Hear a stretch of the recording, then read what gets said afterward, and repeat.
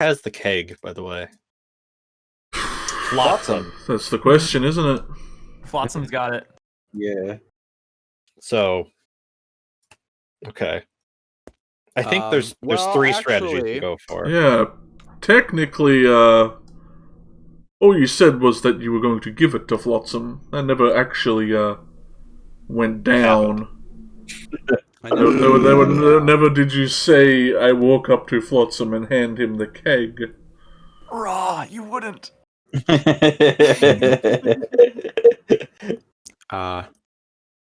Yeah, so nobody knows this other than Flotsam, but I got the keg on my person. If Silas does provide the opening to pry its mouth open, I'm next after Silas, so I will do what I gotta do. Kitten, Kitten, get away from the keyboard, Kitten. I see you. Ourselves killed. I'm going to ask this question legitimately to the entire group. Doing this plan does get rid of one of my strongest healing abilities, so there's just that to keep in mind as well. Do what you gotta do, bud. Yeah, do what you gotta do. I'll figure it out. You're first up. Your call.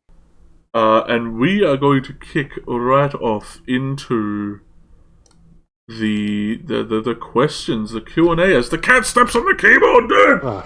Bro! The cat wants to be... Cake wants to be the talk show host. They do.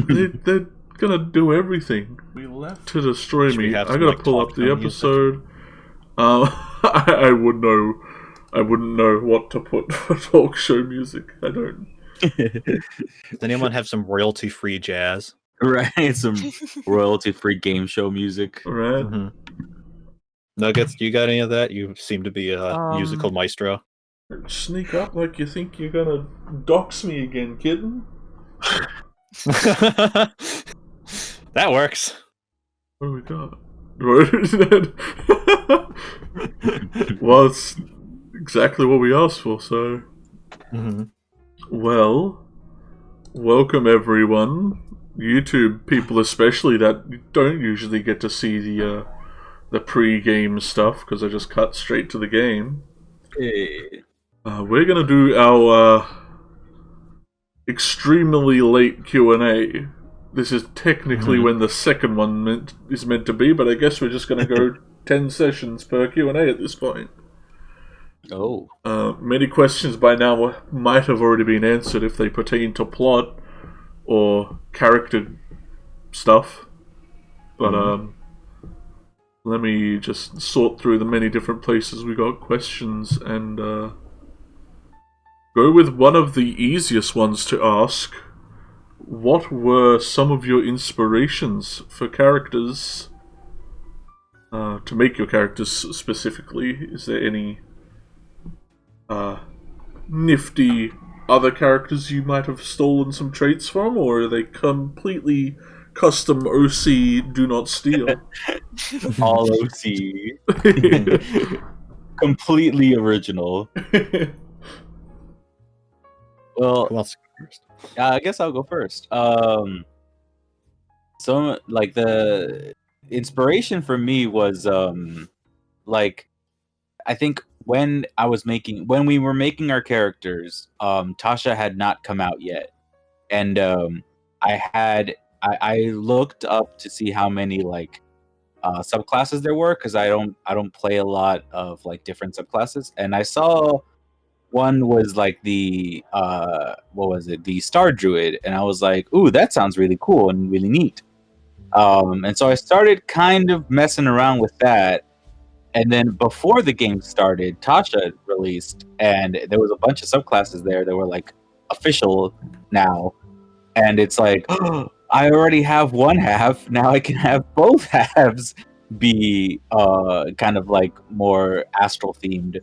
And Kama just kind of grew from there. Like, I think a lot of his design is inspired by like very obvious like star related designs and stuff like that, and yeah, like that's kind of how I came up with him. And his character is more like I mean, there's stuff in his background that's the reason why he's like that, but design-wise and like mechanics-wise, that's kind of the inspiration I grabbed from it. What made you choose a Furbolg as your desired race? Well, I chose the Furbolg because I didn't want to play like since I was using like UA/New Tasha stuff, I didn't want to play like one of the races that was in the PHP. And I had started one game as the Furbolg when I was like when I saw them in the Monster Handbook or the Monster races. But we got like one session in, and I was like, oh no, like I kind of wanted to see what Furbolgs can do. So it was more like, hey, if this all goes well, like I really want this Furbolg. I really want to play a Furbolg character. And I also had not, like, I remember the first time I chose a Furbolg, I wanted to design the character, and I had a lot of trouble, like, tying down how a Furbolg would look, because I just couldn't find, like, one answer as to, like, this is what they are. And so since I already kind of had an inkling of a design because of the whole star theme, I was like, I can just put that onto the Furbolg, and then I can design my own Furbolg now. So it was just a lot of, like, tying up loose ends for me, too. I think you have potentially pioneered a new design for Furbolgs. I hope to see many future Furbolgs designed in their visage. Honestly, that would make me so happy, just seeing That'd people be being like, pretty I cool. like this design. It's like, oh, that's so cool. But yeah, that's kind of where comic came from. It was just a lot of like little parts that I was just like, I need to finish these things. A story untold. Who wants to go next? I mean, I can go next. I have Silas is actually pretty quick. Where I came up with him was Landman go brr. yeah. I always pick Tabaxi because I'm a chump and I like my cat people. Hey. But the concept for like his character really came from I saw the new Oath of Glory paladins, and I had the idea of like making a character that's like Lionheart or something like that from Overwatch. But then I had the idea go, what if he's just a coward the entire time, and it's just kind of a disappointment to the god that he's supposed to be following? But like still like playing on the idea that cowards are actually the bravest people because they are constantly having to face their fear. So that's kind of where I went with making a cowardly lion. Yes, thank you for turning my game into a weird Wizard of Oz remake. You're welcome. It literally Oh, is. we got a Tin Man. Literally. Yeah, you gotta do that. Tin Man with no heart. Wait a minute. Yeah, that's where Silas came from. Who's the scarecrow? Me. And am I the witch's fire? Afraid of a little fire, scarecrow? Like, Comment has no brain, so maybe it's him. Coming in. How you gonna slay a boy? Raw is Yeah, the who wants to scarecrow go just post fire. And you are a lion Tabaxi rather than a cat Tabaxi.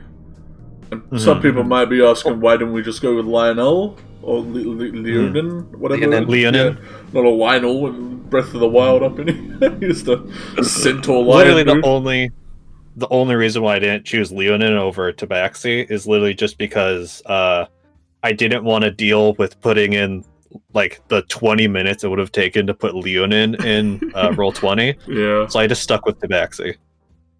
Also, because burst you of could go speed is fast. fucking broken.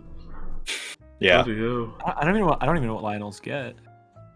They got like a Or Lion and raw fuck, taunt, I multiple- think. Okay, yeah, like an intimidation thing, I think. Yeah. Yeah, they get And they get a physical attack too.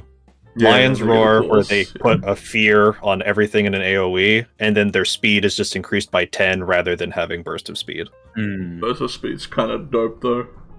It's so fun. But yeah, that's Stylus. Someone else can go now. Quick. Not to put too fine a point on it, but obviously a huge inspiration for Viridian was Wesley from Princess Bride. Oh, Yeah. And just I'm like the forever DM for my group, and I wanted to play a swashbuckler for so long. And then I was like, if I'm gonna play in like a real game, normally I go for like I don't really want to make like a very strong character, but I was like, well, if I'm gonna be like a swashbuckler, what if I was like a rogue barbarian? That'd be kind of fun. And then just taking it from there, I was like, well, half orc's pretty great for that because you get the strength bump. And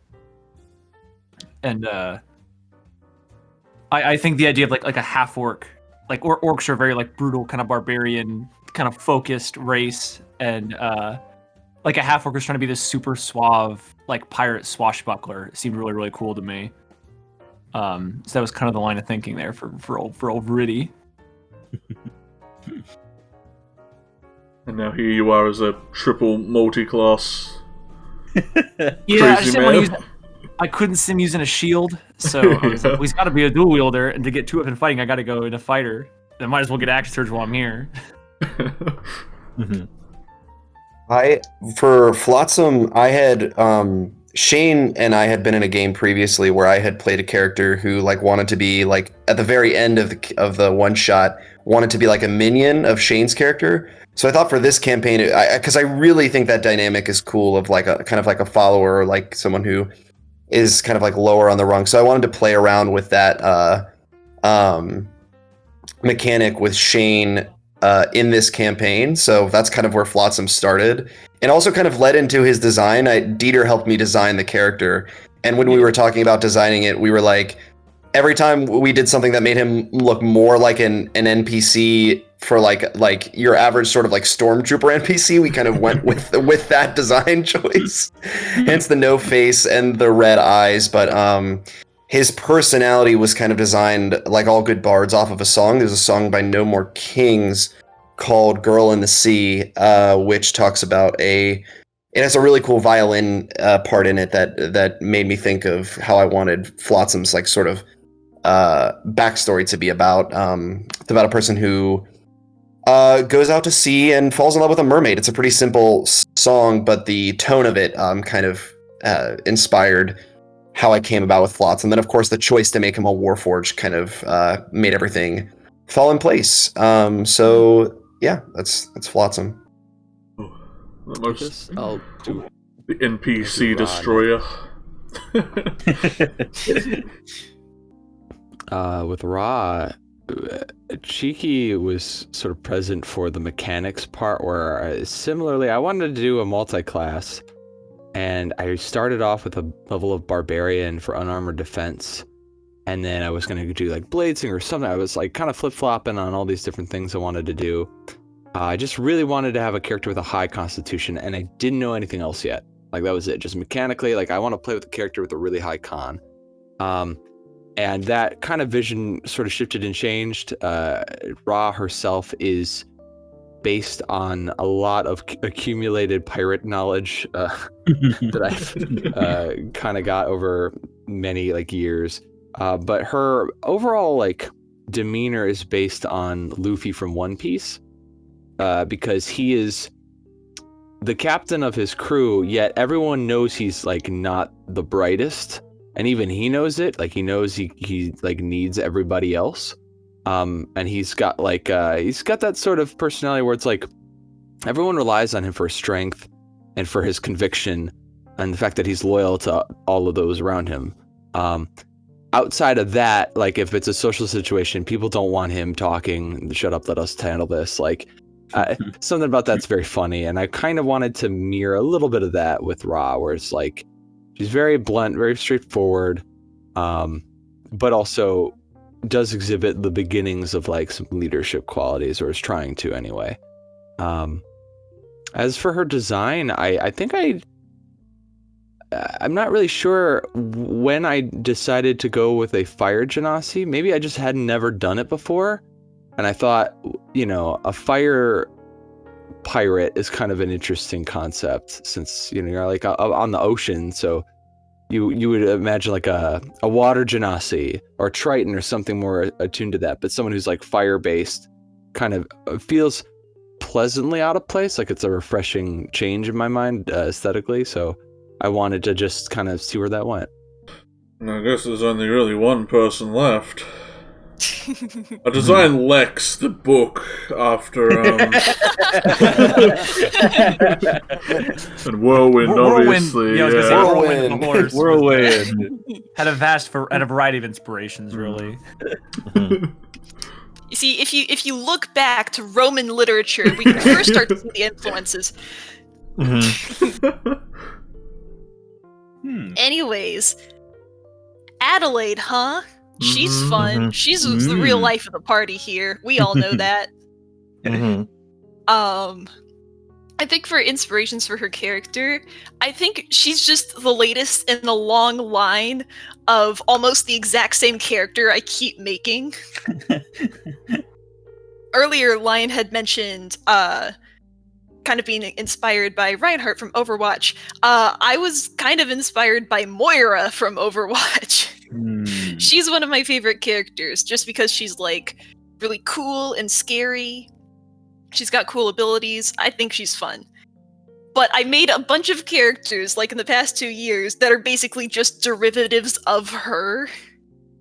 Like you've got a scientist aspect, you've got experimenting on people, got being very immoral.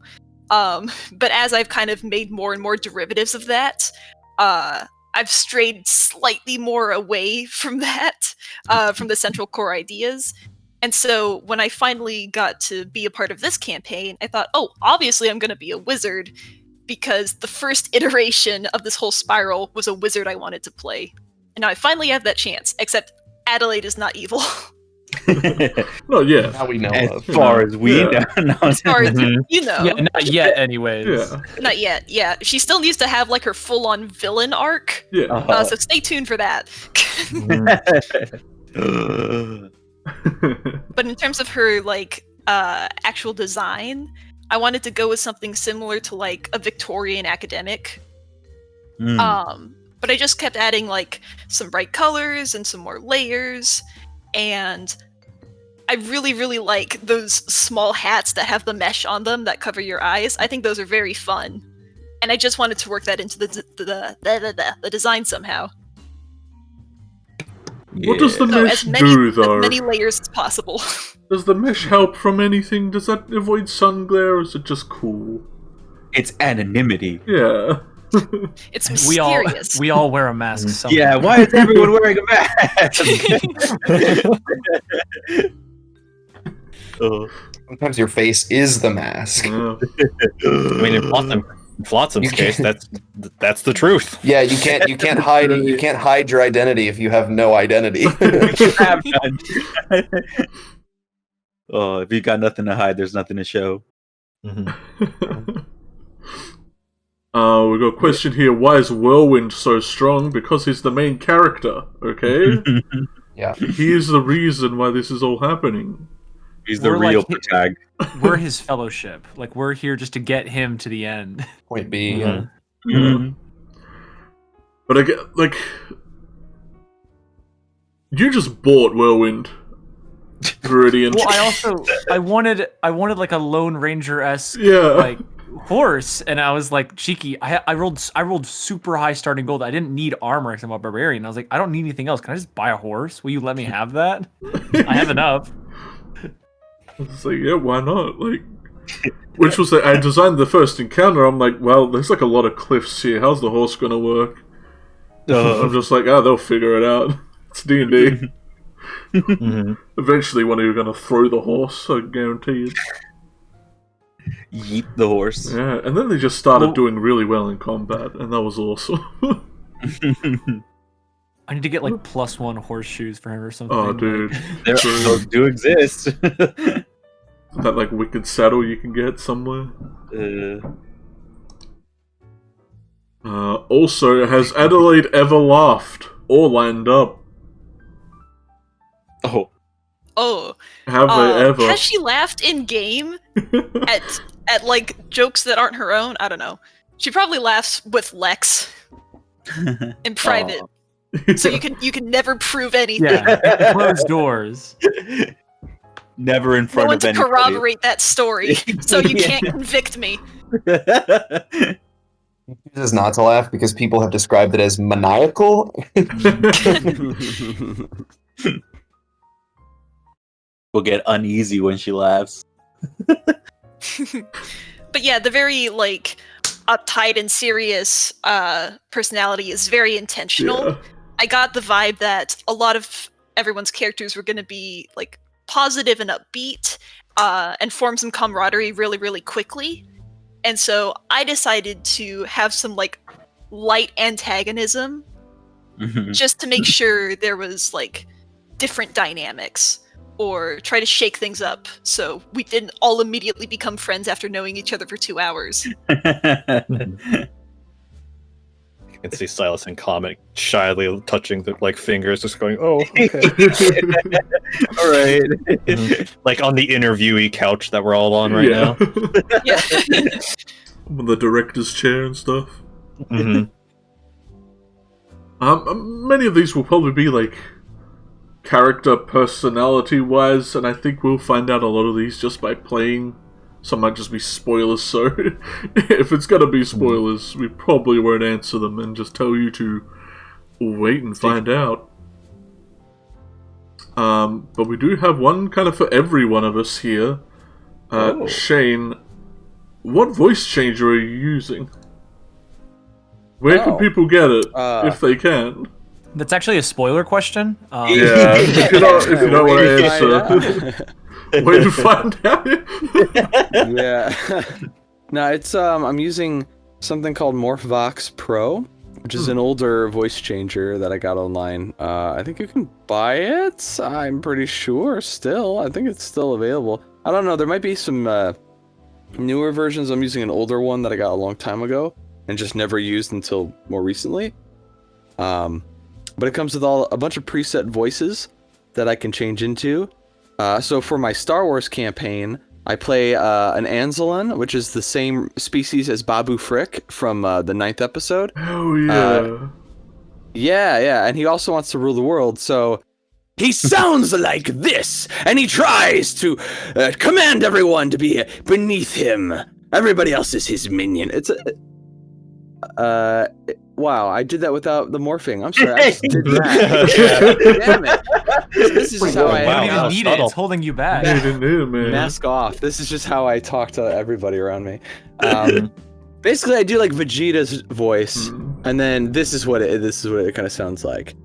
I am Obliax, the World Render. You shall bow beneath me. I'll need a stepping stool for that to be possible, but it will happen. And so, like, that's Okay. one of the voices I use. I really like that one. I've also used like a deeper voice before, so I've got one that's like when I was playing a Minotaur for a one-shot for I think Dennaro's like Christmas game. I kind of just tried to be very frank and sound like Asterius from Hades, and it kind of sounds something like this. Seems that you've bested me this time, warrior. But next time you will not be so lucky. And I don't know, it takes some acting. Like, you got to do a little bit of voice work on your end, but the changer gives it a more like immersive feel, I think, sometimes. Yeah. That was astonishingly accurate, by the way. Thank you. I think they do the same thing to the voice actor too. I think they pitch it down just a little bit. Mm-hmm. If you find yourself having trouble doing voices for characters, augment it. MorphVox Yeah, Pro. MorphVox Pro. Here, I'll type it in too, so people know what I'm. I'll try and link it potentially somewhere in the VOD as well, if I can find it. This will hopefully pop up in the video. Boom, there it is. Phil, what's it like trying to keep a straight face when you're talking as Flotsam? Do you find it hard to be a monotone and kind of frank character, or is that an extension of yourself? Perhaps this is just a long a history of like, I guess like improv speaking. But I think to me, in my mind, the way that it works is that it's funnier if I am like. Like, I'm trying to make you, like, to entertain everyone else by being like as straight laced and as monotone as possible. So that like kind of like inspiration, like it would break the immersion if I were to laugh, and then that wouldn't be entertaining. And so I try to, you know, on times where I'm like, I think there was a line last time where I was like, I said like a Beyonce lyric as Flotsam, crazy in love, and so trying to be as, yeah, I don't find myself ever cracking unless it's like a particularly funny thing that Flotsam is doing, like a particularly ridiculous thing that he's saying super straight laced. But I think to me, I just try to keep in my mind that it'll be more entertaining, and so I kind of shame myself into not laughing. I think it works really well. Just getting through it for the joke kind of thing. I should say I do want to laugh, but I try not to. You laugh to yourself. You're the dude who cracked the joke. Everyone else is laughing, and you're just sitting there like, yeah, that was me. I said that. Fel waits until the whole like session is over and then just starts cracking up to himself. It's hard because Flotsam will be like doing what's perceived as being like mean to someone by like stating facts, and then everyone will be putting like icons on their characters on Roll20, and I'll have to like not notice the like broken heart icon that someone's putting on their like whenever the train shows up and Satan's sleeping, just chilling. That's my answer. I guess we already got into this a little, but Nuggets, what was the idea? Like, why on earth did you triple multi-class? Well, I wanted to be a rogue barbarian. Yeah. But then I needed to. But you needed the extras. And once I was at 3, I was like, should I finally do like the 12th level character that like has every single class? Like, should I just multi-class into all of them? But I was like, no, action surge. So I think after Fighter 2, I'm just gonna go the rest rogue. Are you finding it effective? Yeah, I think Viridian does pretty well for himself. I think if I played smarter, he'd be unstoppable. You'd jump into every encounter foot first. But please continue. Yeah, just I never know when to rage because I don't know when the fight's gonna evolve or not. I'm usually lenient with raging as well. Like if you like keeping track of the like, have they attacked this turn or been attacked this turn? That's kind of lame. I usually just let it last. But yeah, I've never been a barbarian, or I guess I have been a barbarian before. But I've never been a barbarian before in like a group of people that could like actually fight. So I'm liking it. Hey. And I suppose in the same vein, what drew the others to multi-class with what they are multi-classing into? I mean, you got a multi-class, like that's. All the cool kids are multi-classing these days. Yeah, exactly. All these other productions, everyone's like, we gotta stick to one class. We gotta be. I am the 15th level fighter, and that's it. Yeah. I don't believe it anymore. The thing is, I've done a 15th level fighter, and I get bored. I get bored if it's just a single class because D&D 5e. You know, I know a lot of people struggle with it. I don't at all. It's super easy. It's like I started with Pathfinder, and that's the struggle because it's way more crunchy. And I like both systems, but D&D 5e is like, it's like too easy sometimes. So multi-classing is adding a layer of difficulty to it. Yeah. That keeps me invested and interested because then you can combine stuff in ways that you didn't think were possible before, but they like can somehow work. So like, the initial thing for Ra, for example, the unarmored defense would have given her a really decent AC based on her constitution and her dex, and as long as I kept those two up, it would have been fine. The only problem is that she'd also have to have a decent strength to multi-class out of barbarian, and that was her dump stat, so I'm like, I can't do that. It didn't work. But I like kind of kept that going forward to try to get her to have a decent AC just through magic instead, and that's been sort of working so far. Hey. But it's just, I don't know, I like being able to combine these class features. It's really interesting. For me, it's like before this game, I had not really played spellcasters. I've only stuck So you with decided to martial play class. two. Yeah, so I was like, you know what? If I'm gonna do this, like I'm gonna do it. So I was like, let's play 2. So yeah, like it was just that. It's like I've never played a spellcaster before, and I've been playing for about 3 years or like a little bit more. So why not just give? Because I've always been scared to, because of the whole like I'm not gonna know what to do, or I might be intimidated with all these. Like I didn't really know what spell slots or how they worked or anything like that. So then I was just like, if I just force myself to have to learn with 2 like different classes, like then I might if I ever just play one class, I'll have it down pat. So it was just that. It was kind of more like challenging myself to do it. How are you finding it? Is it fun, or is the more choices, more problems? Well, I think it's like a little bit of both, because it is definitely fun in the sense that I have more options. I'm like, ooh, like if it makes my like it makes me kind of feel a bit more freedom in the creativity that I can like solve some problems. The downside that I've seen with it is a lot of the times I will be reading all of my spells before I could do anything, because I'm like, hold on, I forgot what this spell does, or anything like that. And I think that's more on my end than like spellcasters in general, because I know, for example, like I think Eldritch is pretty like good with knowing her own spells, especially because I assume you've played like wizards before or something, so you kind of have that more down pat. Where I'm like, wait, what does magic missile do again? I don't understand. like I have to read them like 3 times before I'm like, yes, that one. So that's the only like challenge I've been finding with it, but that was kind of the point, I think.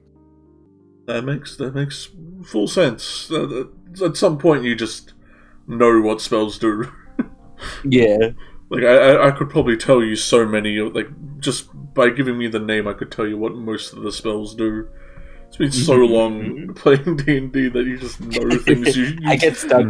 You wouldn't know. I get stuck in the like saving throw things though, because I'm always like, wait, is it a con saving? Is it a wisdom saving throw? I forget, and then I have to read the whole spell because they don't put like. I wish this is gonna be a bit of a tangent. I wish they had like you know how it says like casting time, range, target. I wish they had just like saving throw, like right there, not in the description of the spell, because then I have to read the whole spell over again. But that's the one thing I've found that I'm like, that might be a good way to like tighten it up a bit. But yeah, how Roll20 works, I'm sure it's there somewhere. And for you single classes there, any plans to multi-class, or are you just loving sticking out this one class because you know it pays off? Y'all are going to be so jealous when I hit level 6 and I become your godsend. So. Yeah, right, you're the only one with multi-attack right now. Yeah. Ooh. Yeah, next level I get multi-attack, and then after this level, I'm going to get a +4 to all of my saving throws and anybody that's within 10 feet of me. Yeah. So, yeah. Dude, the aura of protection from paladins is crazy. So yeah. Yeah. I was in a game with 2 paladins, man. Like, it was insane. As long as you were next to each other, you had like a massive increase to all saves. It was dumb.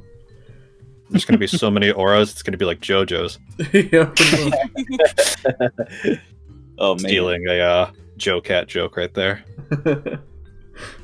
Yeah. No, I mean, single classing is great because you get like all the stuff you're supposed to super quickly. Oh yeah. So I don't think there's any shame in doing that. And I think Fell is AFK right now, so I'll be the only single classer to talk. Oh wait, no, Eldritch. Yeah, I'm here. I'm gonna be 100% wizard. Heck yeah. Unlike people who use it to get a better armor class and then multi-class the Blood Hunter. You abandon your teaching so easily. Who are you talking This is about? the power you could have had. There's absolutely no one here that fits that description. I don't know what you're Well, talking that about. was the other thing, because I knew you were going to be playing a wizard, and I was like, well, I don't want to, like... There doesn't need to be two full-class wizards unless I knew what you were doing, and I didn't actually know what you were going to go into, so I was like, I'm going to just use magic for my own purposes here and let her do her thing, and whatever it is, it's definitely probably not going to be the same thing that I'm doing. It would have been so funny if it was. Exactly. If it was, I would have been very surprised. Like, this is going to be interesting. We both start our Blade songs at the same time. We do like a synchronized like dance as we like cut through the battlefield. That would be fun. That would be pretty cool. You were nearly a transmutation wizard for a moment. I very nearly was, Yeah. until Tasha's came out. Hey. And now you have a cool book. Mhm. I have a Kinda book, cool. so I don't need friends. Oh. The biggest truth of all. Real quotes from when you were a kid.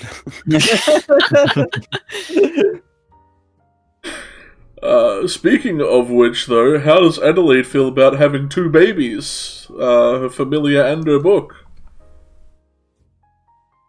I get two friends? You got two buddies. I gotta admit, this is pretty fantastic. Two whole friends that are bound to you Yeah. and can't leave. A book and a fey bird. Yeah, a fey creature bound to your servitude. Yeah. Who kind of just has to tolerate my presence. That you cast burning, like, flame breath on. Yeah, Dragon's Breath, Penny. It would have been worked, and then you learned how to counter it immediately, and so we're gonna rethink that. Oh, I just need to attack it now. Yeah, I just need to hit her. Oh, there goes Oh, my that makes plan. sense. Just swat In them my out of the defense, they air. didn't think the bugs could spit. Yeah. We've made a continuous lapse in judgment there. Mhm. Hey, you got We're one just breath in gonna though. further optimize Penny to be a machine of death. Oh, I mean, with how much temporary health you guys get, that is the bane of this campaign right now. Like, you guys have, like, a whole extra squad of armor, basically. Mhm. Anytime you take a I believe- rest, you basically get a level 1 character put in front of you as a meat shield. The wall. I need to, like, tally up how and much still temporary two people health. died. I gotta hit hard. Like, I designed this campaign where I wouldn't really have to hold back in combat. Like, I could actually just use all the creature's abilities to kind of actually try and kill you guys. And still, you just manage to blow them up. Well, you're not Well, we gonna don't have wanna fun die. when I reach level 5 then. Ooh. Mhm. You better kill all of us this session, because level 5 is going to be a big one. Mhm. Oh yeah, once Because you hit our level ticket to 5... level We'll be able to do 5 it is for right again. here. Oh no. Ooh, No, guys, don't give him any ideas. I can't hit enter. Can I please hit enter, please? Okay. My enter button wasn't working. No, but there's a lot of, like... You know, a lot of thresholds you're passing through in this game. Like the valley was kind of the tutorial section, and this area you're in right now is very much the prologue. There are once you hit a high enough level, I could put in some actual heavy-hitting creatures without worry that they will just smear you across the pavement. Mhm. The squeezed. Yeah. You guys haven't even fought the bat things yet. They're all around. Nope. Mhm. Yeah, but they also haven't given us a reason Exactly. to hurt them yet. Just wait till I they think give they're you just a helpful. reason. They're just hungry. Carrying a gun on me in the subway, just give me a reason. Just give me a reason. Just give me a damn reason. For TabaxiCafe, Lion, were you told ahead of time how death works in this game? Did you expect No. Silas to return? No, I literally had a Minotaur woman on backup just in case. I did preference this campaign with the fact that players should be very comfortable with what they pick, because they're going to be playing them for quite a while. But dying was fun. I enjoyed it. It was fun for roleplay stuff, and I will never tell the party unless they literally like chain Silas down. So Or experience it themselves, potentially. Longer than a second, like already. Yeah. Yeah, literally for 5 seconds. This may seem morbid, but I was almost a little excited that someone else died, and it was Viridian. But because he died for only like 5 seconds, it didn't even even get it. He didn't even get to become an essence. He didn't even get to learn what his essence did. Right. And I totally have that planned out. It's sitting right there in my list of things that I definitely have. Cough, cough. But yeah, I did design this game with a somewhat of a Dark Soulsy death mechanic in mind, so death was almost a certainty. And also why I'm allowed to not hold back in combat, because I don't like killing players, because I like seeing their stories play out. But if I can weave story and death into one big, lovely thing, then why not?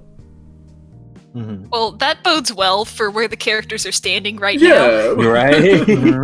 It's a very comforting thought, but you know, what happens after the orb stops? Right.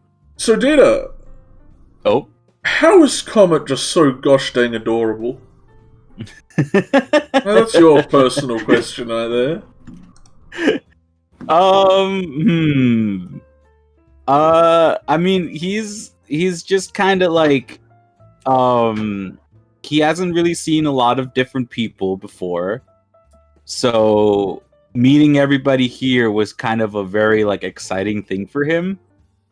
And he's definitely like in a weird area. He's definitely a part where like he hasn't experienced any of the things he's experiencing before, so it's kind of that whole thing of like, well, this is all really like cool and exciting, and I enjoy the company I'm with, so it's more like he hasn't had a huge reason to be negative, if that makes any sense, I guess. But also there's like there might be some spoilers that is the reason why he's like that. Yeah. So maybe find out why he is so sweet. Let's kind of jump through a few of these. What battle music are we using? Is there a playlist? Not yet. We could potentially make one. Battle music is always something I've had trouble with, because most of it sounds like end of the world music, where you're fighting like 10 bad big bosses at the same time and not like a group of zombies. What we really need is like calm battle music. Yeah, there's no calm battle music. Yeah, just like light battle music. Like, gosh dang. But yeah, I could link a few tracks we use. We do try to stick with royalty-free stuff. Adelaide, will you accept that you're a pirate? No, or will never. you deny that part of you forever? I will deny piracy until the end of the world. It's futile. There's no point. You can call it privateering if you want. You know, we'll make a new title if that makes you more comfortable. But you are what you are. It's like the curse in the first Pirates of the Caribbean. You have to return the gold you stole before you can cleanse yourself of the curse. You must start believing in ghost stories. You're in one. You better start believing in pirate crews. You're in one. Gninka Lex fan art? What's my thoughts? I don't know who that is. Who's Ginjka? Oh, Gijinka Lex is Who's like that? making Adelaide's book into a human as fan art. They are? I made a joke about that on Arcane Gates. What is it? Deep Speech. Mhm. I haven't got into that who's yet. talking about Gijinka Lex? I just want to talk. You know who in your heart of hearts. I just want to talk to them. I just want to talk to them. Yeah, it's fine. Dude, well, if Just want to talk. it's ever there, link me it, because that sounds amazing. I do, in all seriousness, actually want to see Gijinka Lex. How are people going to interpret that? I'm excited Right. and scared. I am 100% accepting of that fan art. It's been very exciting to have a bunch of artists play in your game. So now I kind of know how you feel whenever I draw anything for you, Nuggets, because like I got like a whole bunch of people doing that. Best decision you can ever make: invite artists to your games because it's brilliant. Yeah, and if you get really lucky, they'll make an entire like YouTube series out of it. Exactly. It's rare, but it does happen. As if I won't beat you to it. Race. Fastest Oh, no. pen in the West. Another one was what was the backstory between the other two between all the pirates, but I think we've figured out a lot of that in recent sessions. This was from session 5, the VOD, so I think we got to learn a little bit about how Flotsam and Ra met through piracy, ironically. What? Flotsam was pirated away from others. Yeah. So he's the only pirate who is the only pirate who was pirated. I should write a song about that. Maybe a bard. And Viridian, you just gotta wait and find out, I guess. Yeah, it's a secret. He's kind of a big deal, but he's just kind of here and kind of a schlub. What's that about? You are kind of a schlub. Oh no. But you know, coolest schlub around. How could this man be the pirate captain we all think him to be? I don't know, he doesn't even have a boat on him. Got a horse. He's got a Look at him, horse. he doesn't even vote. It was a pirate much in the way of the second 300 movie where that dude rode the horse on the boats. And I was like, why are you riding a horse on the boats? Get out of here. I don't think we have much more. I could cycle through. Let me jump onto week 6 right here. See if we have any. I like the idea that Viridian, like, as soon as he got off a boat, was like, I still need a ship of some kind. Give me a horse. I need a vessel. I just like stand up on the horse, just like point. I like the idea that you went to a stables. You say, I demand a horse to take me to my love. And then, like, all the horses part and Whirlwind just walks forward, like, ready to go. You summoned me. Cheeky, can I be the VA for Whirlwind? I'll do my most powerful and majestic voice. Absolutely. Like, you'll be the only voice actor in the video, and it's just for Whirlwind. It's just Whirlwind. But that also means internal I have monologue. to draw horse. Like, the only thing you've done now, Nuggets, is make sure that everyone watching has to draw a horse. And no one likes drawing animals. Oh no, Nuggets, what have you done? No, this was on purpose.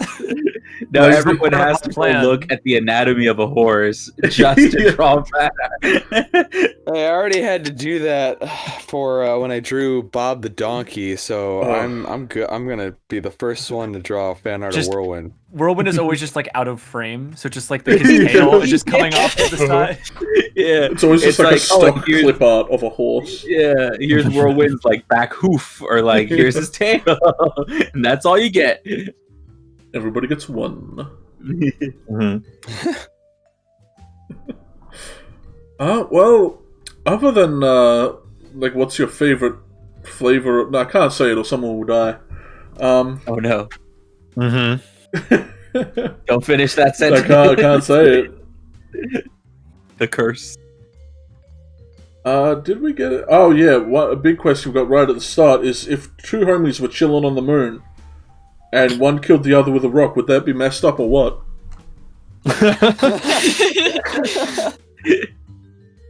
I mean, that'd be pretty messed up. That'd be pretty messed up, right?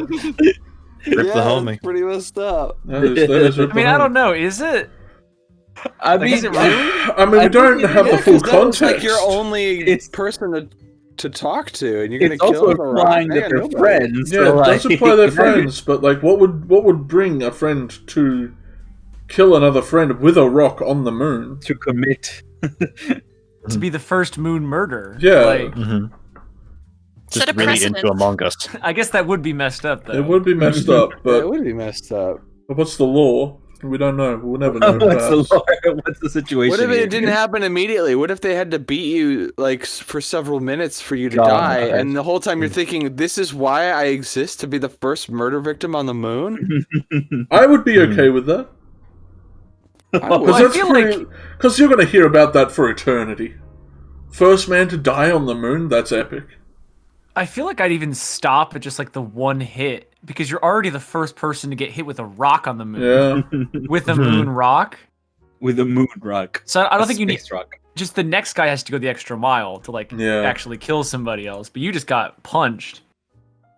It's like classic meme, I mean, like, I like, guess- it Fight on always the moon. was meme. I mean, you would also be the first guy to lose a fight on the moon too. So, like, Good point. I would. I mean, if it was still up in the air who was going to win, and I'm attacked with the intention of being the first murder victim, I would try to turn it around and be the first person to defend themselves against being murdered on the moon, Well, and then also be the first person to take a life on the moon. The first all we badass on the moon. know, all we know is one homie killed another with a rock on the moon. Mhm. We'll never know how. I assume it's just We'll one never know. crack, like one crack of the helmet, and it's done. Like Yeah. Ooh, yeah. oh, yeah. Speaking of murder, we Speaking have a of boss fight to get to. dying, yeah, it's I'm ready. I'm ready. it's for about this. that time. 11:11 over here. Make your wishes, everyone. Mine's coming true. Mhm. Dead players. Hopefully, Phil gets back from his phone call. Cheeki, no! Yeah, he should be back soon. Depending how things go, probably before his turn. He's pretty far down there. So let's It's like, don't you mean dead player characters? And you're like, I said what I said. I know what I said. If a DM was to kill his homies in a D&D game, would that be messed up? Would that be messed up? Well, not if it's not on the moon. Then it's Yeah, just it's not on the moon Then right it's now. just whatever. Mhm. If you guys fight on the Cyan Moon, then it could potentially be.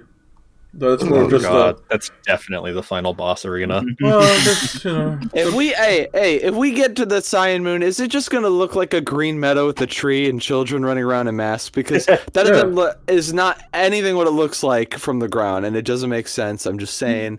Hey, you're kind gonna of have a to weird fight on a image. big face. Mhm. A big angry face that's looking up at you. Mhm. Gotta run on It'll this just be a major A. Is it just gonna shout "I shall consume" as well? Yeah. There's a little like twig blight down the bottom just going Wah! He's wearing Viridian's mask. What if the moon in Majora's Mask at one random point, and it never happened again, it just licked its lips as you're like looking at it? Has anyone ever maintained constant eye contact with it? Maybe it does. Yeah, for like one's the ever full seen it. runtime of the What the hell? game. And then like you try to tell people, and like it never happens again. You only you saw it. It's like the worst creepypasta in existence. Because it doesn't like all it did was like make you a liar. Like if there wasn't anything different about the game other than that one thing. Yeah, what if they programmed one cartridge to do it Yeah. out of the millions? They made one cartridge that this one time of the game would do it. And then every time you play again, you're just always looking at the moon, and you're like, I swear. I don't like. And a text box comes up that says, "No one will believe you." And then it says it again. And at some point you just hear the sound effect. And you look up and it's not doing anything. And it's like really like hyper realistic sound effect as well. Oh no! Like someone got within, like just up on the mic and just. Oh no! Well, with that visual, as I nearly exit out of OBS, that would have been bad. No. Let's kick over to the battle map, and I suppose let's get some music in for this. This might be too epic, but it is kind of based off of this. Well, it's been alluded to this entire time by Tabaxi here. But let's get it going. Oh, hey, I know this song. Okay. And I need a PS5 to do it. or an emulator. Right, yeah. Alright, so let's go into the live screen. Last we left off, our players, they made their way through the infested mountain pass, hoping to clear it out of what maybe infests it. But now they know what it is, and they are faced with the queen of this lair. It spewing out blue poison, venom, acid. You're not sure. You're not, and you're not animal apologists. Whatever that one is, anthropologists. So Right. Yeah. Entomologists. yeah, whatever ologist you want to go with. Zoologist. Yeah, that's probably it. Monstrosologist. Yeah. Oh, dude, I want to make my next character Monstrosologist. New inspiration, new character. That's just Yeah. Volo. Monstrologist. Yeah. Yeah, that is just Volo. I'm just Volo out here. We rolled initiative last time as this thing came out spewing its stuff and looking very angry at the party, if not even ravenous. You think they are hungry, and you are all looking very delicious right now. We're all looking like snacks. Y'all looking like snacks even more than y'all already do. But, Silas, the fur all over your body stands up as this thing crawls out. And your fight or flight instincts are kind of pinging over and over again. You look around you see your allies all kind of in the similar situation than you. Some may be ignorant to the challenge ahead of them and looking more of a fight than a flight. But you've died already. It wasn't great. But you've died already. So, you know what it's like. Mm-hmm.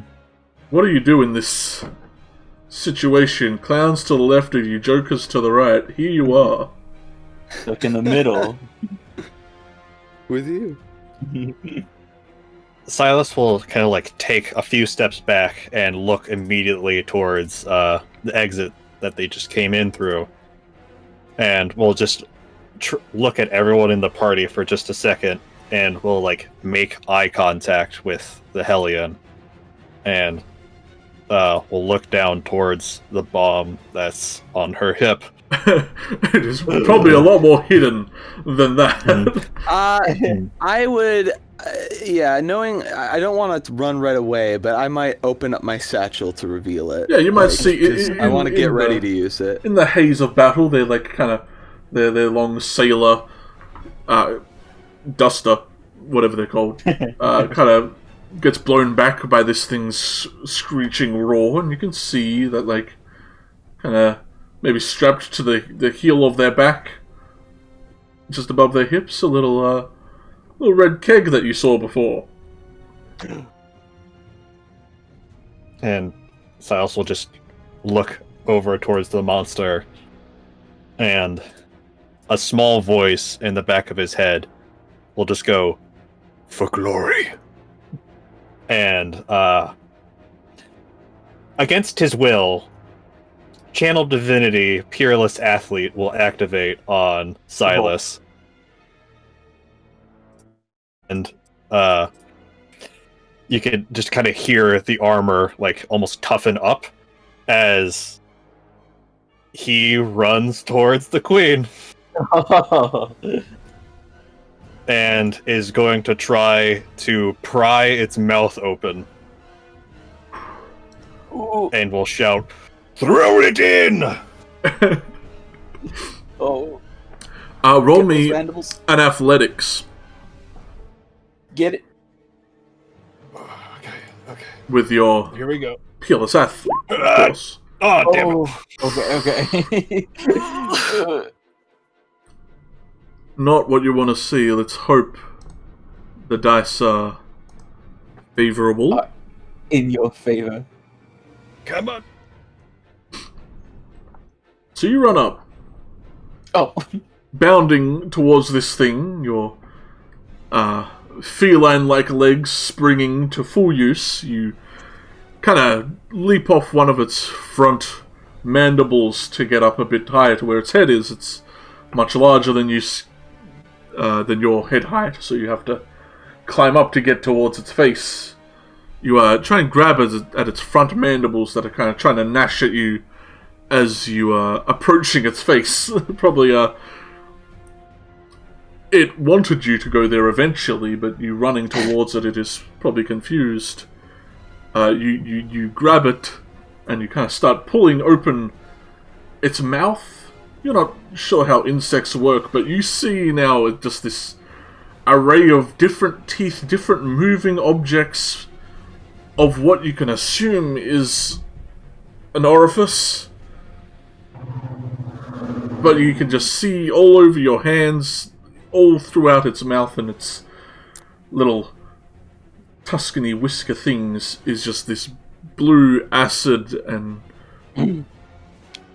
your nose kind of wrinkles, smelling the breath of this thing. But you manage to hold open its mouth. You feel its teeth kind of dented at your palms as you're like holding it. It kind of screeching out. It is going to use one of its first legendary actions as you do this, though, to attempt to bite you in this process. You may have its face grappled, but you are at its face. Mm-hmm. It rolls 2 natural ones. It did not have advantage, but I always roll with advantage and disadvantage selected, just in case. And it's 2 nat ones. Oh. So it goes to bite you, and you feel it's like the pressure of its mandibles pressing against you. But it feels more of just like a gentle pat on the back.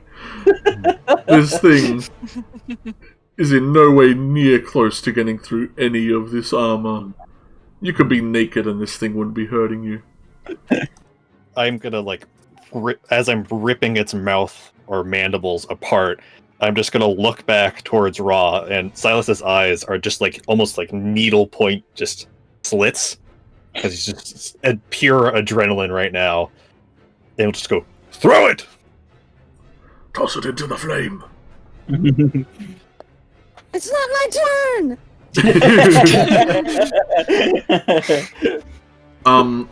Viridian, Adelaide, and Comet too, I suppose. You would see the Ankheg soldiers behind you that just crawled out of their little holes kind of scuttle around to the back here. Oh no, not Whirlwind. And you see it kind of just making like nipping motions at Whirlwind. More kind of just suggesting you move forward Huh? Oh. It is more or less preparing an action to attack you, should you try and retreat. And its friend here does the same thing. You think they dare not attack you.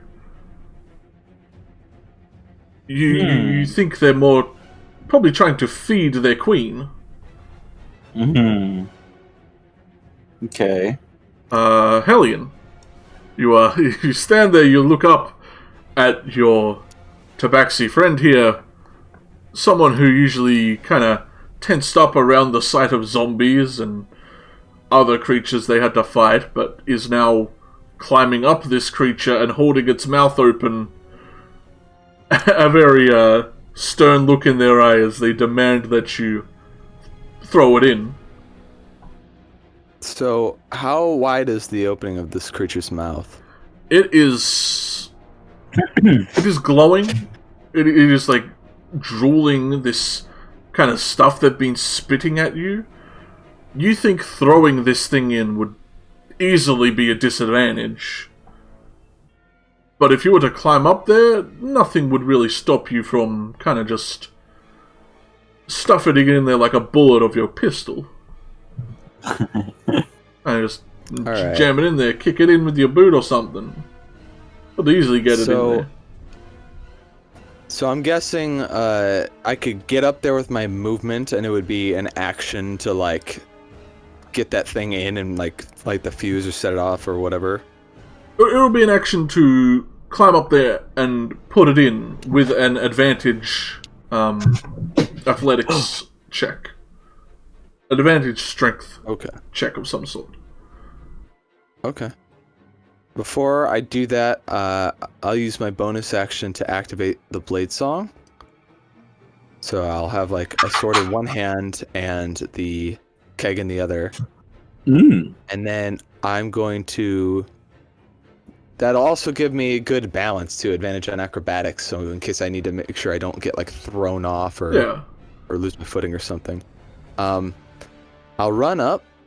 I'm gonna use Silas as like a handhold to like I'll like grab onto like the end of his greaves or something to like help hoist myself up. And then I'll use the sword and like maybe kind of use that to like prop it up on the one of the joints of the mandibles. Not enough to do damage or anything, but just to get like a hold to get myself up in front of this thing's mouth. And then as for my action, I want to, using produce flame, light this thing on fire and chuck it in. You feel like you'd have to make a choice between lighting this thing or putting it in. Doing both as a single action without action surge would probably be dangerous. There's no fuse on it. and while you are resistant to fire, you know that your friends very much aren't. So do you be reckless in this situation, or are you going to be careful? I guess I could do that, or I thought I could do that all at once, because Produce Flame allows you to make it and throw it in the same turn. So I thought I would just, like, with it in my hand, Produce Flame in my hand as I'm chucking it in there. Now, if only the world was that simple. This is just a casket of powder. Yeah. I guess if you want to risk it, I will allow you. I will chuck it in there, and I'll hold on to the creature's mandibles, and yell to. Well, I guess I don't have to yell. He's right next to me, but I'll tell Silas, like, "You can get off. I'll make sure this thing gets set off." And that's, I guess, my turn. Roll me an advantage strength check first to stuff it in. Oh, okay. But this thing is thrashing. You are both being kind of flung left and right as it writhes in the air, screeching out at you, this kind of poisonous vapor being blasted up at you as it wiggles around and uses like its other front little legs to try and kind of grab at you, but you're both kind of just wiggly. Being real wiggly. If you try to hold a cat, it's impossible. Yeah. This thing hisses and screeches, but the sound goes away after you plug its mouth with this football-sized keg that is now kind of just jutting out of its mouth, a red beacon to potentially your salvation if you were able to set this thing off. Hell, you know, if you had this in your mouth and set it off, even your fire resistant probably wouldn't help you. Ooh. Damn sure hurt. But that was your bonus action and your action. Yep.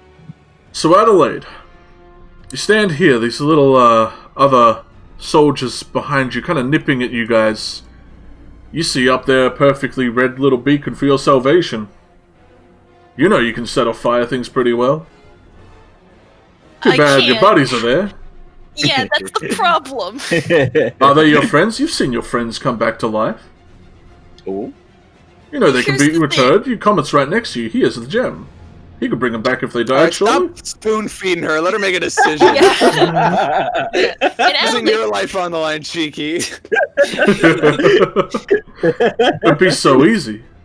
it'd be so easy if only. This isn't Cheeky, this is Lex. You're seeing the dark side. Just set the thing on fire. You don't need to worry about Yeah. that. Little voice in your head, little voice in your Who's your backpack. real friend here? We can set it off. We can Who's been with you from the start? Who knows you? go to this place to Kingdom Come. Oh we no, should it's get out Lex of here. evil. Yeah, it's like, oh no, this is my turning point. This is the arc. I could set it on fire, but I'm not going to. I don't like the idea of, people dying and coming back to life, no strings attached. That doesn't seem real or good. I'd prefer it if people died as little as possible. That's probably healthier in the long term. True.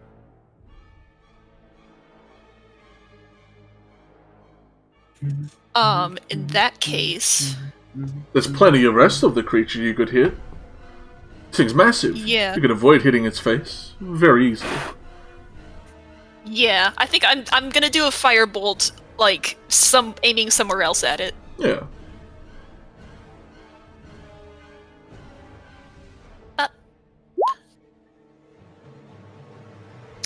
Ooh. Ooh. Now 11, you see, ain't gonna cut it. I imagined as much. You conjure up this little firebolt as you have done so time and time before. You throw it at this thing. Surely it's an easy hit. Surely. You hit the central mass of this thing, but it doesn't seem too phased by your little firebolt. It is maybe a bit more hardy. You didn't put enough juice behind that one. Even though if that hit, that would have been a lot. Also, high roll. Yeah, that's a spicy. That That's is a max spicy- damage. That's max Firebolt. damage. Yeah. Oh well. Yeah, the central mass of this thing, its kind of body weeping these almost rash-like wounds. It's kind of bulging out of its own carapace almost. Doesn't look healthy, doesn't look happy. Doesn't look right. You have your movement, you have your bonus action. Well, I don't think I have anything I can spend my bonus action on. But I'm gonna stay put. And I'm gonna end my turn. Alright. Comment. Seeing what's happening here, seeing us getting kind of like corralled in, I'm gonna go like, oh, we might need some help. And I'm gonna raise my hammer and summon in Shrubbish. Yes. We might need your help, buddy. From the pet dimension. From the pet dimension. let me get him over here. Boop. Hey. So I'm gonna tell him like, we're gonna need you to help us out here. Just hang back and throw some needles at it if you can. I don't know. Can I like summon them at a certain distance, or do they have to be right next to me? I'll say they have to be next to you. Okay. So if like if they can move, I would want them to move like over here somewhere. They definitely can. They do have 30 feet, so they can Sweet. dash like Let's see. over here. Yeah, But they still have to them be move in over there. range, which is 30 feet to hit this thing. So Which you might have to be a okay. smidge closer. There you go. Yeah. I believe they can hit them up there. Yeah, that is perfectly Okay, fine. so that's my action, and then as a bonus action, I'm going to, I'm like, she's got help, she's got friends. We're gonna need as many as I can get here. Spiritual weapon, right there, right next to the Ankheg Queen. A whacking bug. Hell yeah. The whacking bug. The little bzzz, he's like crackling with electricity around him. Spiritual weapon, and I will roll to attack. Nice. That's not gonna hit. So Hey, how dare you? Because that does hit. okay, interesting. Oh, it's a health boss. So that's probably going to have a lot of health. It's a health Yeah. boss, yeah. Look. It's a health boss. Mhm. All right. So I get a little jolt of electricity there. You zap this thing easily. Heck yeah. And then I think I'm gonna try to move over here. Nice. Get a little bit closer. Get a little bit closer there. Yeah, and then I think that's my turn. Unless Shrubbish goes on my turn too. I think he goes. He's got like summoning sickness round. I'm pretty sure I gave him. Okay. Like he can't act on his first. He can move, I guess, but he cannot Well, act if he unless could- he's summoned. Okay, that's fine. That'll be my turn then. So you raise your hammer. A little gust of wind kind of blows past everyone as out of leaves and twigs, your friend Artistic Shrubbish kind of shows up, which I guess doesn't make too much sense anymore. He's since renamed himself, so Right. or theyself. But they dash off, kind of nodding at your command, kind of taking a battle stance over where they are, kind of pulling out some little needly throwing knives that he uses. Ooh. You got an upgrade. At the same time, you all are met with a warm light to kind of juxtapose. Juxtapose. Juxtapose, that's the one. Yeah. Juxtapose the blue light that is in this place. Ooh. A much more welcomed, different colour. But I suppose Hellions always been emitting their own little warmness. And you see them kind of slap against the carapace of this large queen and kind of just bonk it a little. And give it a little zap. A little zap. Now you do see in their mouth comment the object of your salvation. You don't shoot fire, but you sure do shoot radiant. That hell burns like fire. Too bad your friends are there. Well, yeah. Plus, all my stuff is gone. So. Viridian, much the same as the other ones. More of these soldiers come up behind you, ever so beckoning you to go forward. This one kind of gets right up to your ankles, Adelaide, ready to like snap at your ankles if you don't start moving forward. Well, they're in for a surprise then. This one as well, kind of scuttling around. You hear the many legs kind of just slapping against stone, just running up to you, ready to push you ever forward. Should you not move, they will attack you. Flotsam is looking hella frazzled, but they have a plan. They're gonna move over with their buddy Shrubbish, and they're gonna do the thing they so love doing. They're gonna use their inspiration. They're going to give 3 of you, being Viridian, Hellion, and Silas, all the Mantle of Inspiration. Now you will gain 5 temporary hit points, should you not already have any, or higher than that. But more importantly, you have the ability now to, as a reaction, skedaddle, should you so choose. 30 feet. Yep. Or up to your movement. Sorry, some of you might have more. Kind of like back up as this I'm way. moving here, I want to grab not Viridian. I'm Viridian. I want to grab Whirlwind by the reins and kind of gesture with the reins to Adelaide, and say, "In the absolute worst case scenario, one of us needs to get out of here alive." Just kind of like loosely hold the reins in her direction, not really waiting for her to grab them, just kind of like let go of them. And then would it be difficult terrain to move over these rocky? It would. With a failed athletics check, it would. But if you succeed on an athletics check, I'll allow you to just sprint up those rocks straight at this thing. Well, I'm gonna make athletics check then. Eh? That sadly isn't enough. Yeah, okay, that's how far I get then. Just gonna take off, just shuffling up the rocks. Now, Viridian, you were watching. You saw the Hellion. She damn well didn't give that thing to Flotsam. Yeah, I'm kind of pissed about it, but I don't do anything about it right now. Not much you can do. You don't have a fire. You can't set it off right in their face.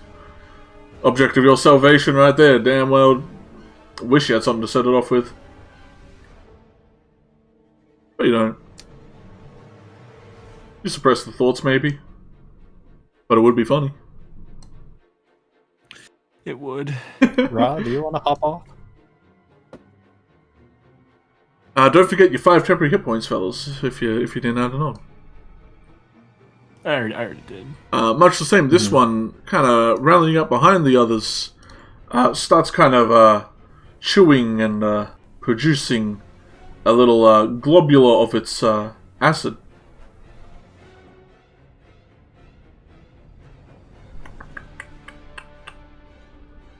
Kind of ready to spit at Whirlwind should they not move. Where did Viridian even go? Oh yeah, your movement. Never mind. I was like, where did move? You're like next on the turn order. Oh, Coming Cheeki, up. just before we keep moving on, I think Flotsam would probably also shoot the Ankheg Queen. That is true. I did. He does. The mantle is a bonus action, surprisingly for such a powerful maneuver. Mhm. That is an awesome ability. Yeah. Bloody hell. Number of creatures equal to your charisma. He only chose 3. He will also give one to Adelaide, should they want to move. Yeah, Adelaide will take a few steps back, and take Whirlwind's reins. Yeah, they'll kind of scoot up with you. They are more or less disengaged with your moving of them. Don't nominate Whirlwind. Don't nominate Whirlwind. The Flotsam stands there loading his rifle. He sees the object of his salvation, but his best friend's right there. Ra, do you want to hop down maybe, buddy? The one who Pal? the one who once saved him, the one who is his salvation in a way. He would never shoot it. But he will shoot the way. creature. Unless you have moved, Hellion. You could have ran, knowing that Flotsam damn well had this new fancy gun. But can you trust him enough to hit the target? You know you can. You're right here. There's so much just egging on, Cheeki. I think he might be AFK. Yeah. Yeah. Well, for now, let's just assume he shoots the body. Choo. Doo. Well, Ooh. We assumed. yeah, sadly I am not as good with these rolls as they are, so... You'll hear the echoing gunshot go off. Your ears kind of popping in this instant as you realize just how confined these spaces are, how echoey it is.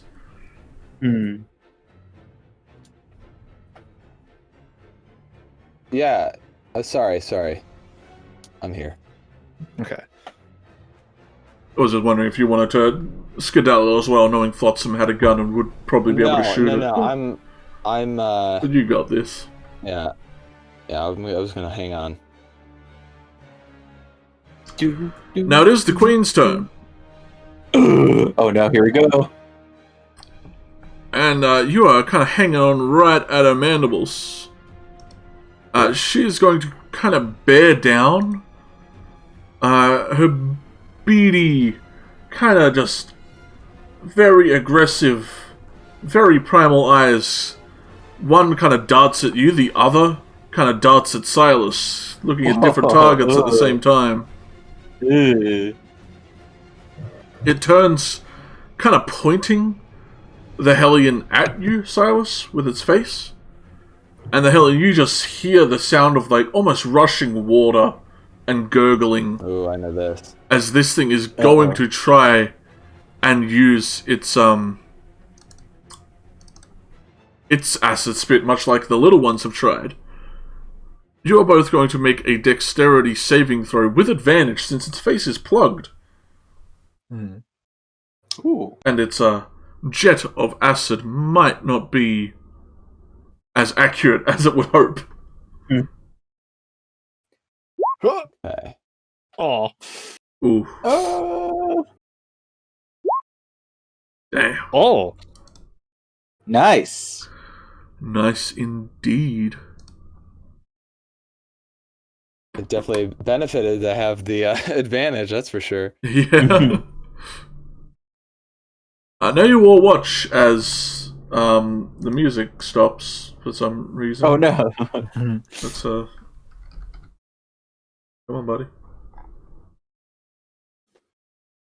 It may be Get just a that. slow startup of the song.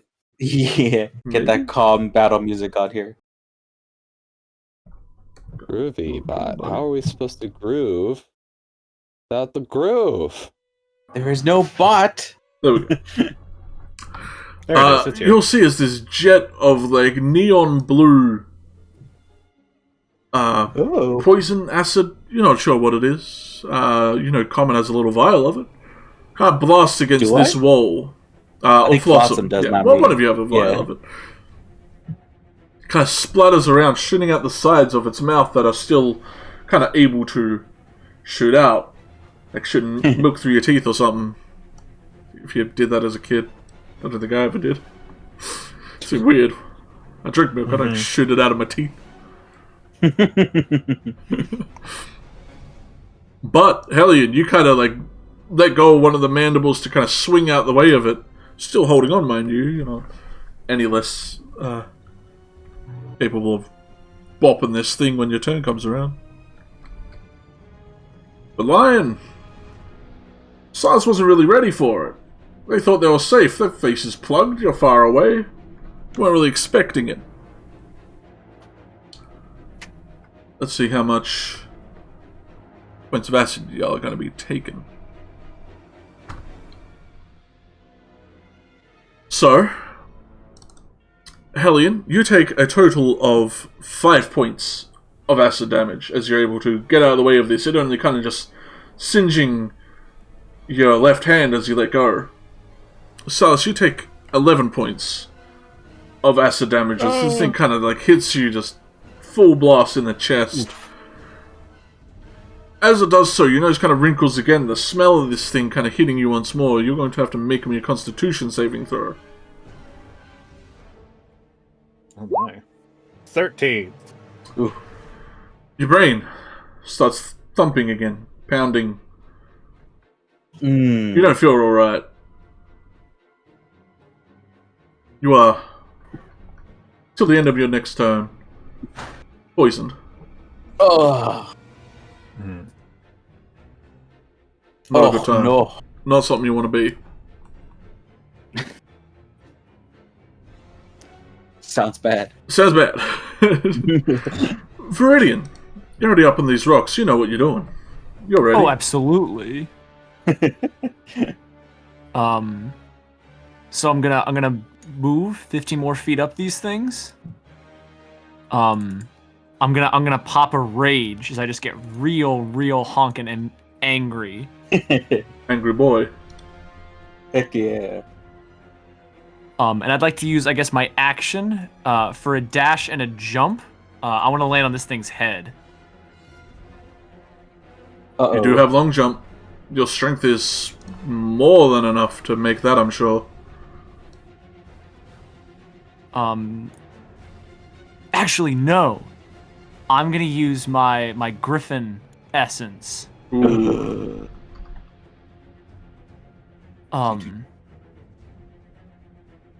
So I get launched 30 feet, and I get to make an attack as I do so. So I want to go spiraling into this thing's head. Whew. It might blow up next turn, but yeah. Make your attack.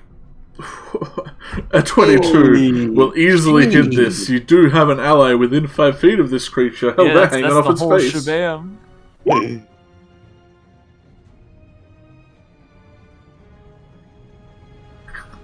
Nice. You fly into this thing. You'll hear like the familiar whoosh of wings. You don't see any. But you plunge into this thing, the thick carapace kind of giving way from the tip of your rapier as you sink into it almost to the hilt. This thing kind of writhes, screeching out, kind of angrily roaring at the Hellion, muffled, and this like kind of acid showering out at the front of this thing, not really hitting anyone. Luckily enough, if you were under this thing, it might be a bad day. And as I'm like sitting on this thing with my sword like plunged into its head, I kind of look up at Helen and I see the boombox. Yeah. I told you to give that to the robot. The Hellion just smiles and says, Let me show you what I can do with this thing. I cry.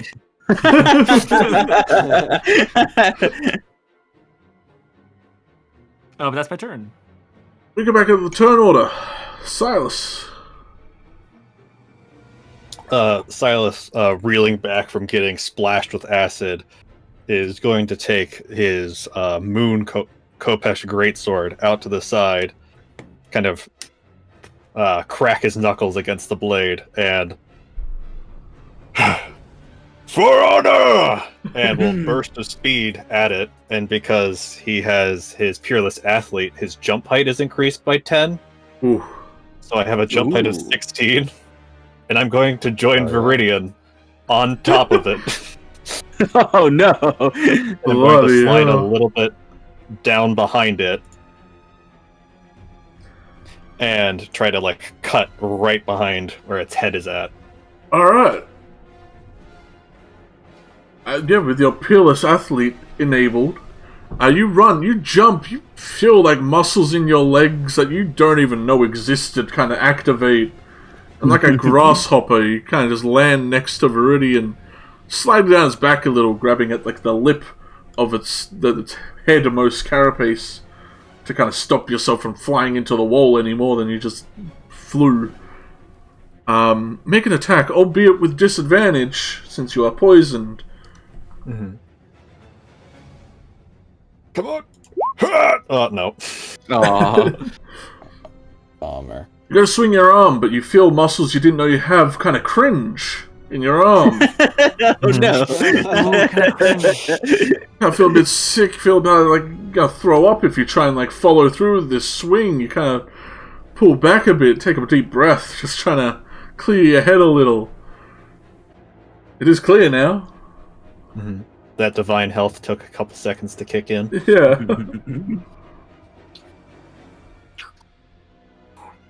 That wasn't me. Not yet. And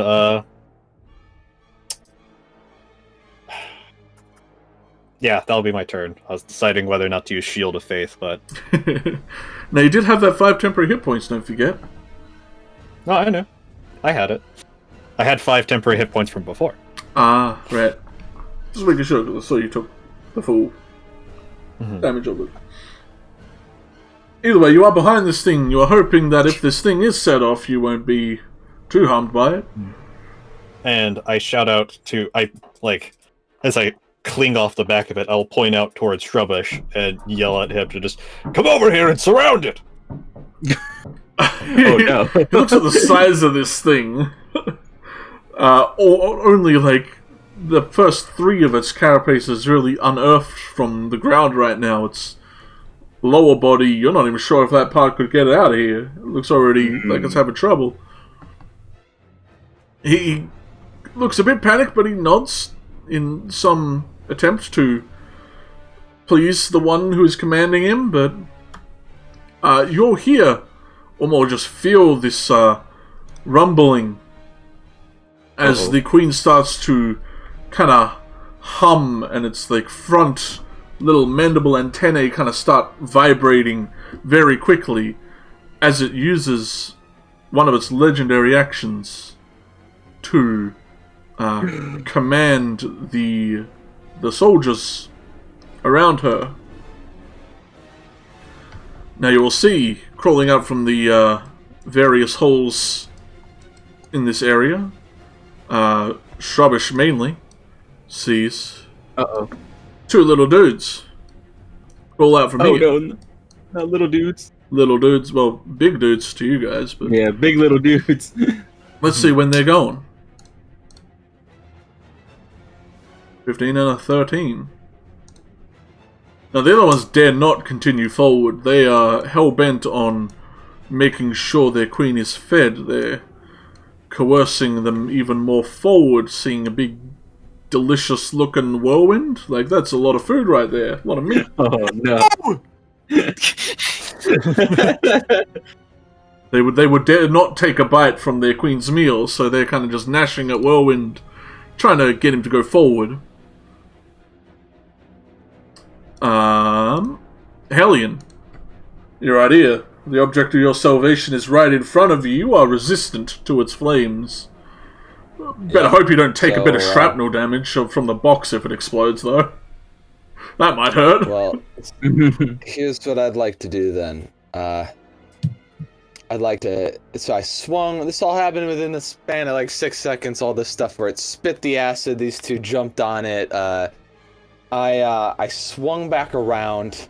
I've got like one hand stuck, or one hand's like swung off the mandible, right? And then the other hand is on my scimitar that I have kind of jammed into like a part of the carapace to get like a grip. Yeah. I pull myself up with my boot up on the keg as it's jammed in its mouth, and I like press in, and I lean in close. And this is just after it did its acid breath attack. And I say, my turn. And then I unleash a burning hands, but the way I do it is from my mouth. So, like right at its face to not only deal some damage to it, but hopefully light the keg as well. It has to make a dexterity saving throw. I believe it does. I don't know if we're grappling each other or not, or how that would work for it. But if I didn't get disadvantage, I doubt it would. Yeah, I'm not even gonna do that much. I don't think grappling necessarily gives you any advantage or disadvantage against dexterity-based things. I think it's only restrained that does that. Yeah, less so you're more grappled to it. You're not really grappling it. It is not really... You're not really holding it down or anything. You're not imposing any kind of penalties to it.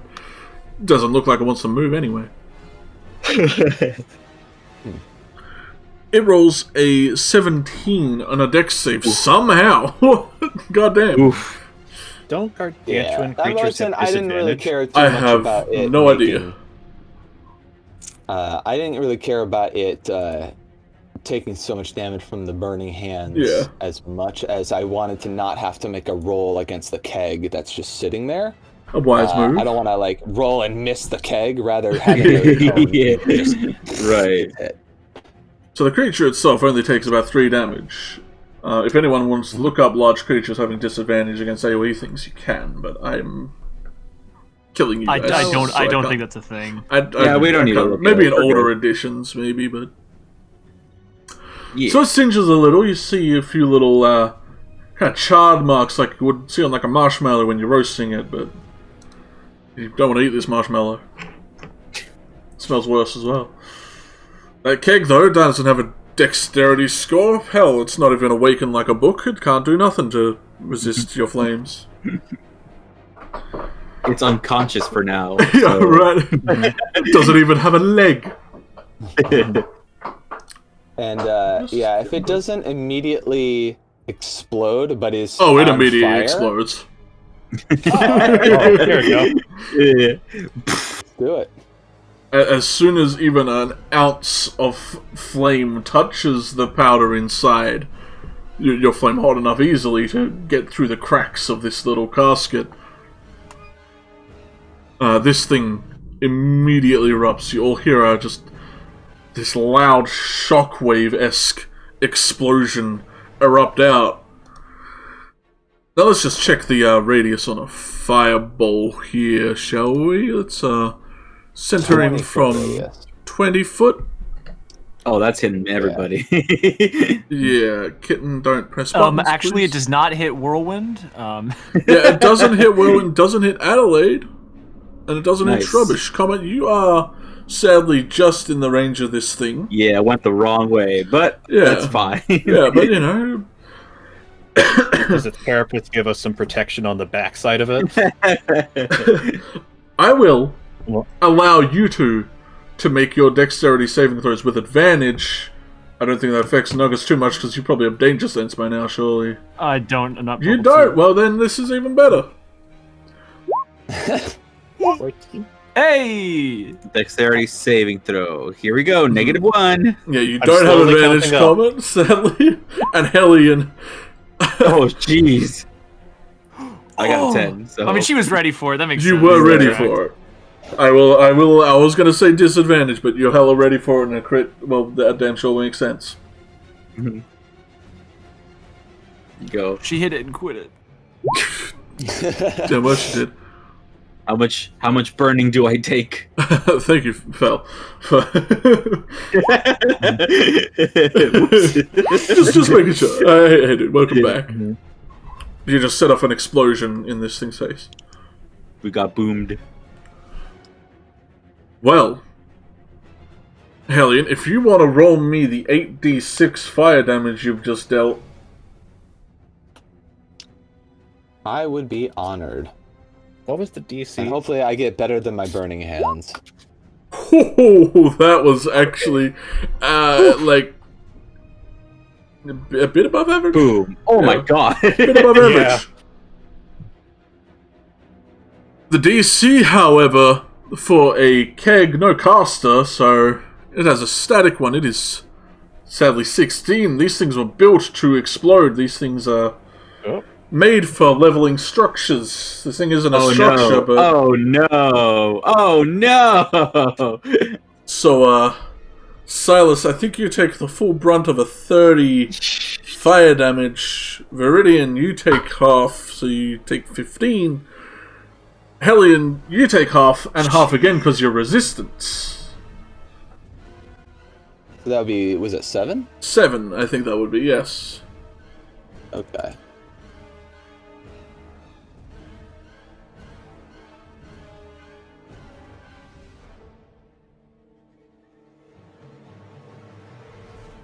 Oof. And this thing, well, it damn well has Yowza. disadvantage to save against this because it's in its dang mouth. It rolls a 2. Woo. I'm going to allow you to roll 4d6 extra since this thing is in its mouth. Hey. Okay. Sweet. And damn well nearly half of the blast is going down its throat. Oh no. Damn. It's gonna have a sore throat. It has the sorest throat. It is caramelized in there. So that's 44 fire damage in a single turn. I'd say that's a pretty good chunk. 41. I'm sorry I got you, Comet. No, it's all good. I made the mistake of coming over here. Should have readied your shield. Kitten, what are you doing, dude? You are like rolling around in front of me ready to fight? I will beat you up. I won't. I would never. I just want everyone to know I would never hurt this child, this baby. I don't even want to get the notion Just out for there. the record, Yeah, just for the record out there, Peter, don't come at me. I'll kick your asses too. Y'all ain't animals. I'll kick your asses. Is that why you pick tabaxis all the timeline so we can't hurt you? Because it's technically animal abuse, in a way. In a way. Yeah, with Silas shit. going down, I'm I'm gonna sorry, have I to missed- film Peter. Did Silas go to 0 from that? Yeah. Looks like it, Viridian. The others can't really see it, but you see Silas, your buddy, who was just up here, slumped down, kind of like landing at the base of this thing's its back. Kind of just laying down there. He doesn't look okay. It's a bit singed. Oh, but he's fine though, right? Well, Like he's okay. he's not dead. Well, He's still breathing. You can see, like, he looks dazed. You're not really unconscious right now, Silas, but you are, for all intents and purposes, unconscious. You're just shell-shocked right now. And on the brink of passing out. Kitten, dude! Hellion, do you want to hold on through this, or are you going to kind of go with the blast and land somewhere? I think, yeah, if I can do that, that'd be great. Yeah. Just put me where you think I could land. And I want to use my bonus action to do the Crimson Right to get fire on my blades. Alright, roll me an acrobatics with advantage since you have Blade Song activated to kind of go with this flame, your element. Hell Easy. yeah. I do a really graceful spin off, like, through the fucking explosion and land, with grace and finesse. and as I do, I kind of nick both my arms with my blades to try and get the fire going on them. So I'm gonna take another 2d4. Mhm. It's risky, but we got to do some damage to this thing. So. That'll be 6. 6 damage. Yeah, it's Yoch. Yochis. Not what you want to be taking, but hell. Y'all just rattled this thing. It roars out, its face erupting in flame, screaming into the air. All the other little dudes around kind of like back up a bit. They kind of like scrunch in on themselves like a xylophone. They weren't expecting that, and you damn sure probably woke up every tremor sense being within like a 1,000-mile radius with that explosion. Sweet. Great. Exactly what we want. But with that, you have bloodied this creature. Ooh. It is now at half health, and it is now enraged as it roars out. Now, we all know when things get enraged, they get new abilities. They're often more dangerous once they're enraged. Was that something we know? It happened with the Griffin, when you were fighting the Griffin. Yeah. Sure. Didn't Mr. Trog King get that too? I think Trog King did, but he was only at half health for like a round, because he kicked his ass. Well, asses were kicked on all ends. I think Yeah. that's...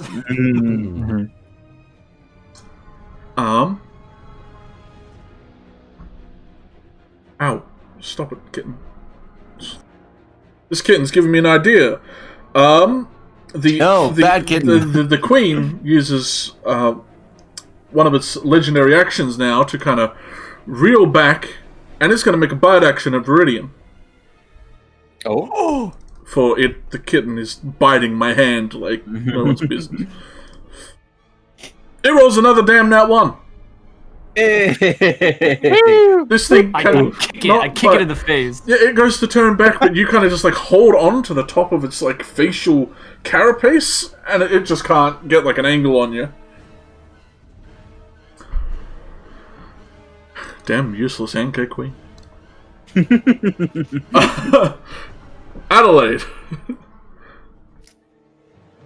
So, in like the last couple seconds, Ra has like breathed out a burning hands, and then a massive fiery explosion just occurs point blank into this creature's mouth. but it still catches a bunch of people in the blast, and I'm like a foot out of its range. Yeah, you probably would have been hit if Comet wasn't there. Like, his large figure, you assume he might have blocked that, but, in all intents and purposes, you were fine. You tried to brace his shield, but when he, pulls back the shield, his arm's kind of on fire, and He has no longer any shoes arm down hair. the corner. The metal plating on his boots are, bright red. Essentially glowing. Yeah. Well, He's just like, oh, that's not starlight, that's heat. Oh, fuck. Yeah, oh god.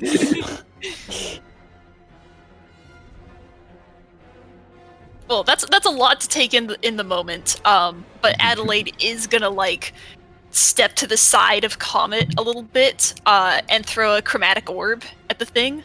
Hey. Who's the fire lady now? Jesus. So you whip out Ooh, nice. your pick a flavor kind of arcane wheel, give it a few twists to choose a color. What color do you go with as you sling this No whammies, no arcane whammies, bolt? no whammies. It's gonna be cold damage. Oh, sweet. All right, so your Make that armor brittle. yeah, your arcane sigil in the air turns blue as you grip it and sling your arcane energy at this creature. A bunch of little ice shards start piercing into it and kind of rapidly exploding as they do, as you deal 14 points of cold damage to this creature. Woohoo! And Comet, if you're paying attention, as Adelaide steps to the side of you, you can see that when she's kind of raising the rune out of her book, her hand is shaking a lot. Oh. Oh my god, dude. She's scared of bugs. And then she's Alright. just gonna step back again. I assume that I don't need to move forward since the bugs are scared. They're not gonna bite my You're ankles. right. I mean, yeah, we can assume. I wonder if she's cold. I love Comet. Give her like a little hug. Oh, I'm really warm right now. Just hold up your arm that's ablaze. An exploding powder keg. You were And literally thought set it- on Aw. fire. I wonder if she's cold. Oh. And that'll be my turn. As you think that comment, you kind of steel yourself. You are. It's your turn. You're ready to do something. Okay, so with my turn, I think I'm going to hang on. There's a weird rumbling outside my window right now. Hope you guys can't hear that. I think we can. No. Okay. With my turn, I'm going to run up here. Let's see, how far can I can only go 30 feet. So I think I'm gonna run over here. And then activate my channel divinity. So that is, I believe it's 30. Yeah. 30 feet. Whew. Everyone, so you see a big purple sphere just kind of grow out of my chest, just lots of little sparkly dots everywhere. So at the end of everyone's turn, you can roll a d6 and add 2 as temporary hit points at the end of your turn, or you can not be charmed or frightened. You can choose between the two. HP. Yeah, that's my action. And as my bonus action, my hair starts glowing way really bright white. And then you see my eyes kind of glow very, very bright yellow as well. As I activate starry form. Oh, hell yeah. And on my tabard in my chest, on the middle, you start to see a couple of dots glow in the form of a chalice. So sort of a goblet form. And that's gonna be that's gonna be it because I can't do anything else. So I'm just really glowy right now. My hair is super bright, my eyes are super bright, and I got a constellation on my chest right now. And that's my turn. You'll see your friend Comet run out. They emit. It's almost like you're in like an observatorium where you can see all like the star signs and everything going around, but there's no roof to it. You just see like the astral forms of these stars and star signs kind of just orbiting around you all. Adelaide, your hand kind of steadies itself. You don't feel too frightened once this happens. Your fears kind of subside a little.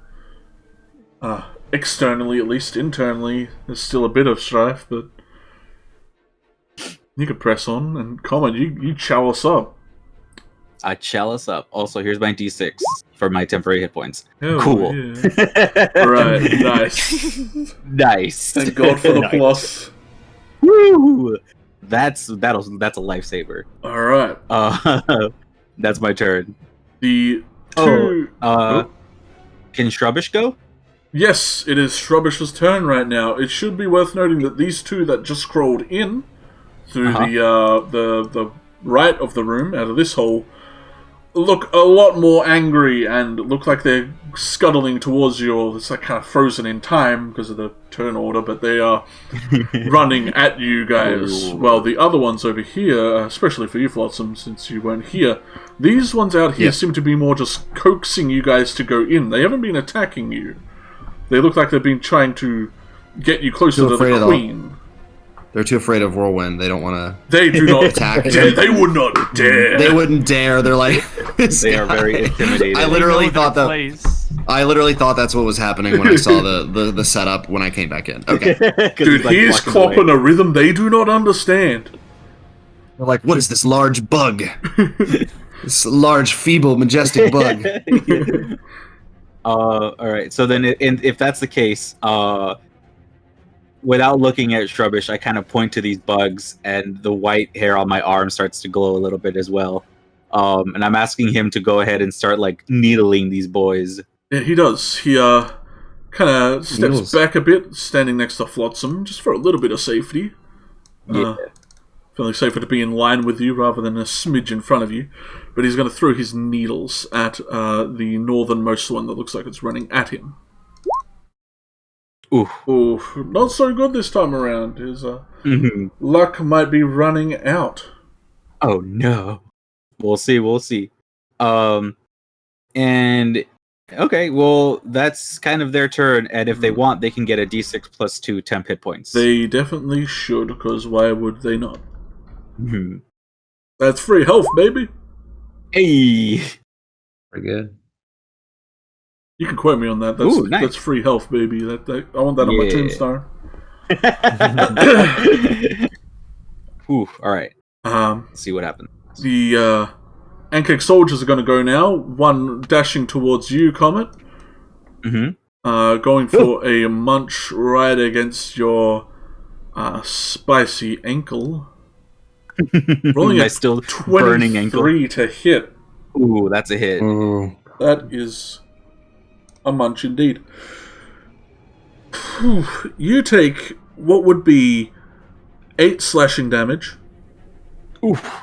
As well as 2 acid damage. Yeah.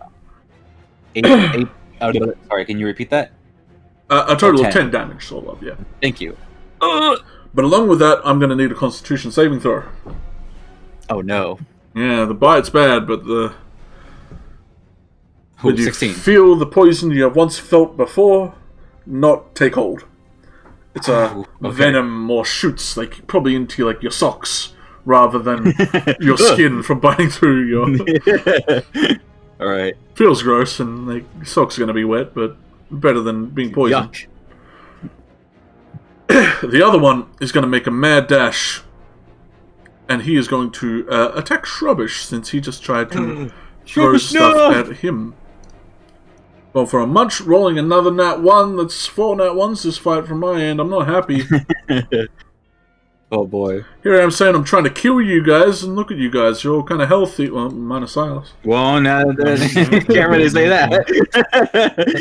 The camera pans to Silas's corpse. I like how it's like, always, like Ass up in the air. Like Adelaide and Flotsam are always like perfectly fine across the other side of the battlefield, and Silas is always just like crumpled over in the corner. Poor man. You think he's such a Silence coward? crumples so that Adelaide and Flotsam can stand tall.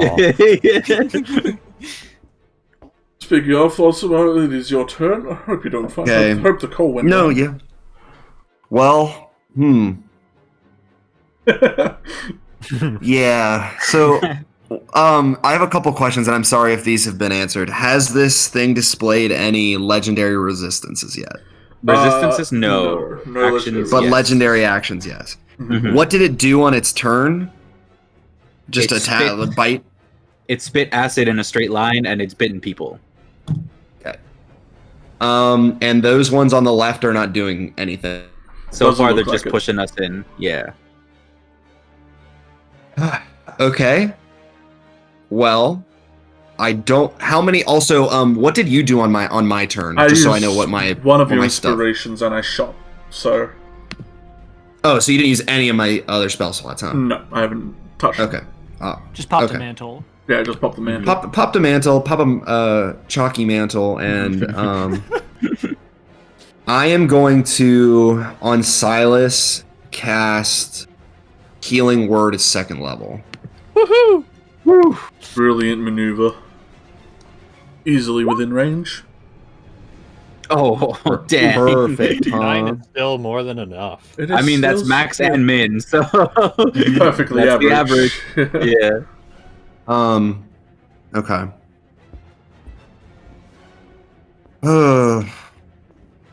I guess that was Thank important, huh? That was my bonus action, That was your and bonus I think action. we've been over. I can't cast. You damn well sure can. Yeah, I've been doing it. My rule and cast Wait. whatever you want. If you're willing to use the spell slots, I ain't mad.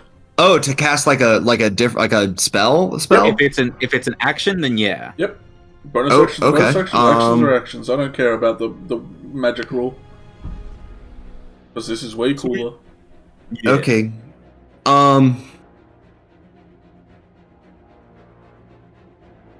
Has this thing moved at all, or shown any indication that it's going to move from the spot it's in? It doesn't seem like it will ever crawl out. You feel like its lower body, like these ones have, is probably much bigger. Okay. On the underside and won't, but you're not sure if that will limit it being able to squish back in at any point. Has this thing has done any wisdom saving throws yet? Nope. Okay. Sucks at dexterity though. Cool.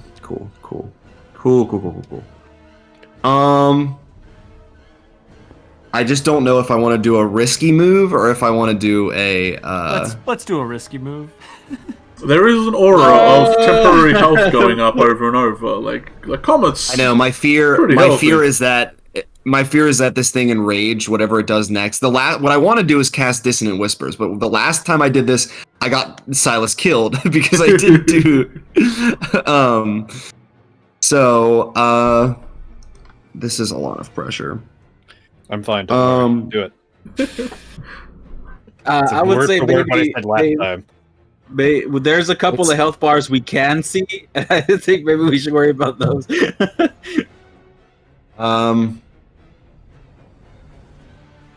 I am going to screw it.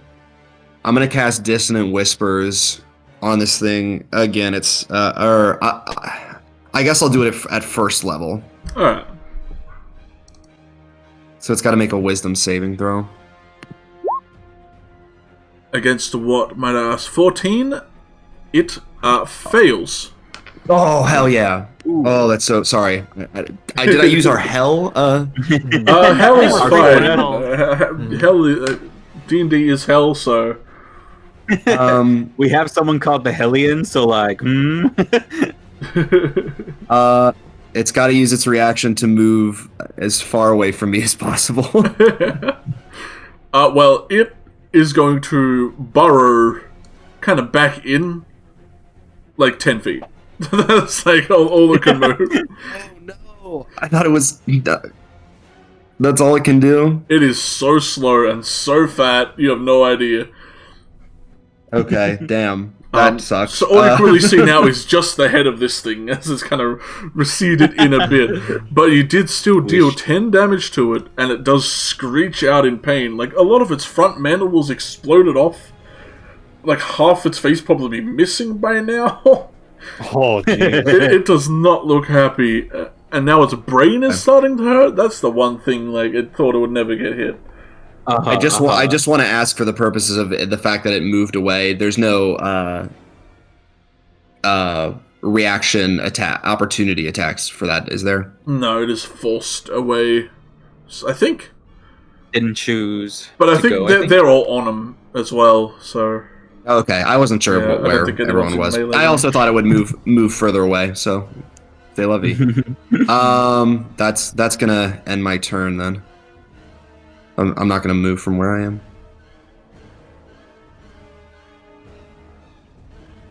Oh, and I guess I can roll for 10. I have more 10 health points than anyone, so never mind. Alright. The other one, fine. The soldiers are going to maintain their advances to try and just push you guys ever further in. Skiddling in. Yeah, it looks like even more now that if Whirlwind doesn't move in from this point, they are going to start biting at them.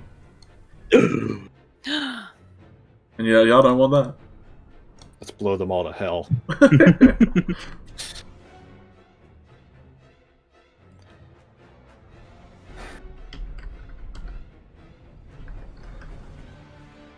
we go. The Queen, oof.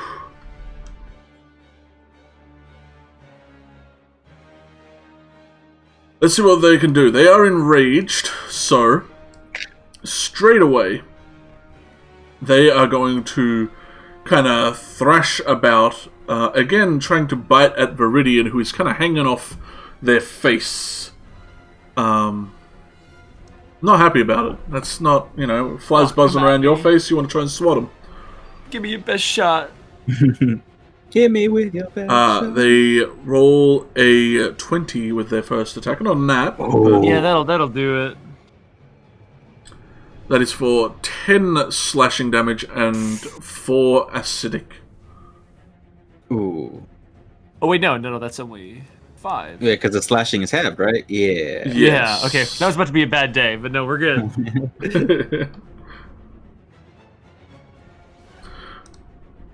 Damn, that was like minimum acid. They're going to make another bite because they multi-attack.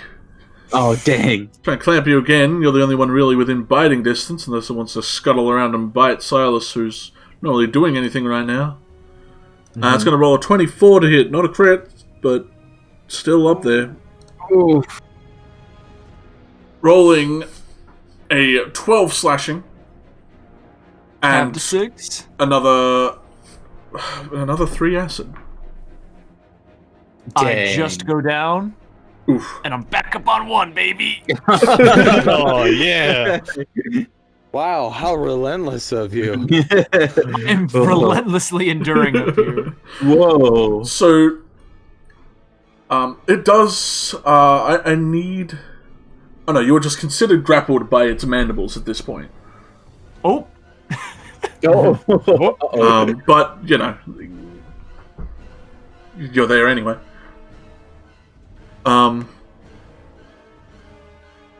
You're up at 1, yeah, which is brilliant. Brilliant. But it is enraged, so it also gets to make its acid blast ability, which it is going to rear up and shoot it directly at, kind of just dang in this general direction. Which I'm safely not in. Yeah, which you're safely not in the range of, but Comet, Shrubbish, and Flotsam are, so... Oh no, This- Comet might go down. This is a I'm gonna go dexterity down. saving throw. There's no way I reach this dexterity, so I'm going down. Here we go. Oh, 17.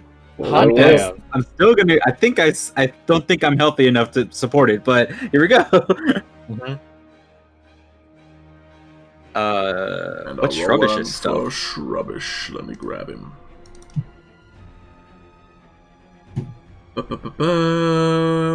What was it? Dexterity? Nice. Oh, come on, Shrubbish. Oof. Dang. Well, let me roll the damage. Bup, bup, bup. Bup. On 13. Well, 13, do you? Flotsam? I don't, Because that's damn well exactly what they rolled. Are you serious? Hot damn. That's exactly what they rolled. No, I'm down. It is half, Dang. rounded down, so it would be I believe. 12. Oh, Yeah. hang on. I think you'd be at 1. You're at 7, right? You're at 1. That's why I said 13. Yeah. Oh no. I think you're at 1, comment. Am I at? Oh my god. Oh no. Oh. But your aura is still up, your chalice is still up. Yeah, So I was gonna that's say the- like everything's gonna drop, guys. Yeah, that would have been bad. Flotsam, you make it, so you take half. Easily. I made it. Oh, okay. But old Shrub here takes the full 13. Oof. Well, there goes their temporary hit points. There's Oh my their god. temp health. They are not a healthy boy. And they have to make a con save now since they did not succeed the save. So they are very well might be poisoned. He is not poisoned. Oh, okay. It's because he is a bush. Yeah. Shrubbish. Shrubbish, stay up. Rubbish, you're a bush. Your bush. Viridian. You are damn well lost consciousness for a second there, like drifting off to sleep. You kind of nod off. You get back a bit. You're kind of holding the mandibles apart as they're kind of trying to crush you. Not a good day, but So I'm grappled by this thing, right? It's a you are technically grappled, but grappling doesn't do heck, so just means you can't move. But I don't think you want to anyway. So I'm gonna second wind real quick. Probably smart. Y'all mind if I second wind? Getting down stand on my keyboard, please. It's something, I guess. Dang. Something's Yeah. better than nothing. Now, My fiance was like, Fel, Alright, you know that you can have you.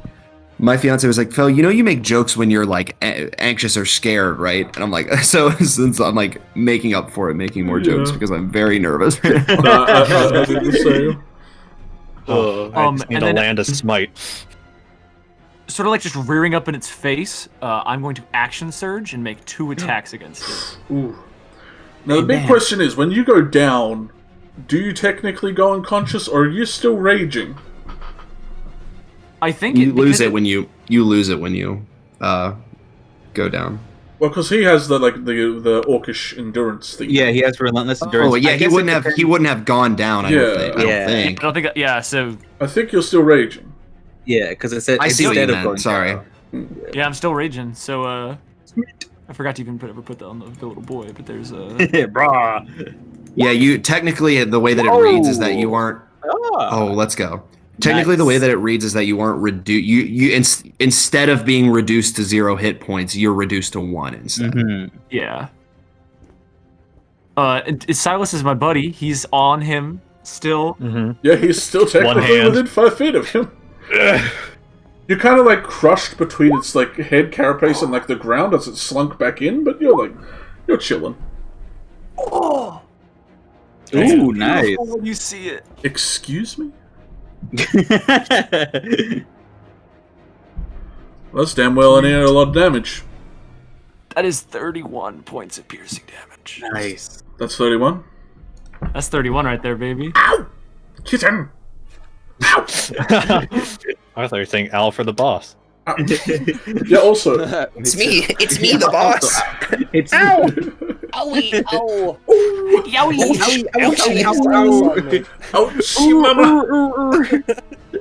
The constant chirping. Viridian. How do you slay the beast? It's absolutely God. like the like Chamber of Secrets. Like the thing like rears up at me like trying to eat me as I'm like grappled in its hands, and then the sword just goes right up like through the top of the skull like into its brain. Ooh. Oh, like the basilisk thing? Yeah. For good measure, you give it an extra twist. Kind of like you're trying to wrap up spaghetti on a fork. Yeah. Gonna eat it. Then you become the queen. I will There gain can its only power. be one. It was the secret all along. Ow, kitten, can you... If you guys could see this thing. Oh, crazy. This thing, this creature. This foul beast. You're here as this kind of piercing rapier stab goes out. This thing just start to shriek and let out these howls you couldn't really fathom this thing ever creating, but in death we make weird noises, I suppose. It screeches out, Vinny. You're being showered, basically, by this torrent of acid, but it's not hurting you at this point. I'd say it don't spray it. There's no acid that comes out. It's not in its violent form right now. This is just it's saliva at this point. It's not its internal acid stuff.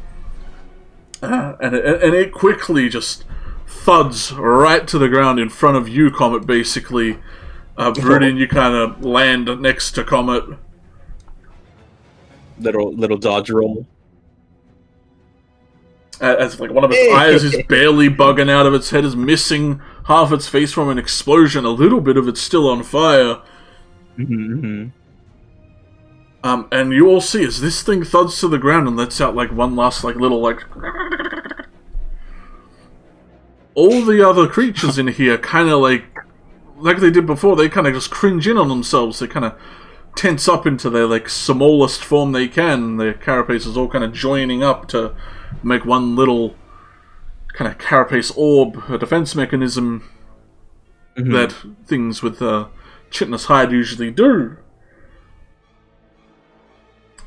They all start to attempt to get the hell out of here. They turn hide. They don't want to be here anymore. Their queen is dead. They got to recoup. They got to figure out what's going on. They're fleeing. They do be fleeing. And that's when the other queen The real queen shows up because we just killed her daughter. This was just the princess. Oh boy. What the hell? Anyone going for an attack of opportunity? Now that's when you see, out from the hole that the others crawled out of, something even more worse comes out. It's gonna be a meme. The king. Oh, there he is! Oh, no! Can I choose He's to take? carrying a- Like, can I choose to go unconscious to like not have to face that thing's wrath? You faint out of He's got a fear. little. I did not even see what the hell we were talking about. He's over putting here. his fedora on a coat rack, and he's like, "Honey, I'm." Oh God, no, baby! For the life of me, was so About to unload about his confused. day at the office. Do any of you attempt to stop these I see creatures? it. I see it now. These creatures are running. Do any of you attempt to get any slaps as they run? Any backsies? Yeah, dude. Can I do a fun thing? You can do a fun thing. Absolutely. I cast Dragon's Breath on Whirlwind. Yes. So, Flotsam, make an attack on this one as it turns hide and tries to get the heck out of here. Roll a Dragon's Breath attack for Whirlwind. Shoot it. Gotta hit it with my sword. Comet, Please. this one's running away as well. You can slap him if you like, but that's on you. No, I think I'm gonna let it run. I'm a little worried about something else. The little man. The king. So all these Ankheg on this side, they take damage. Whether it's 14 or 7, they take it. Doesn't matter, it won't kill any of them, but they're running. They are skedaddling. That's kind of just your lasting message on them. What flavor did you give? What flavor breath? It's gonna be cold.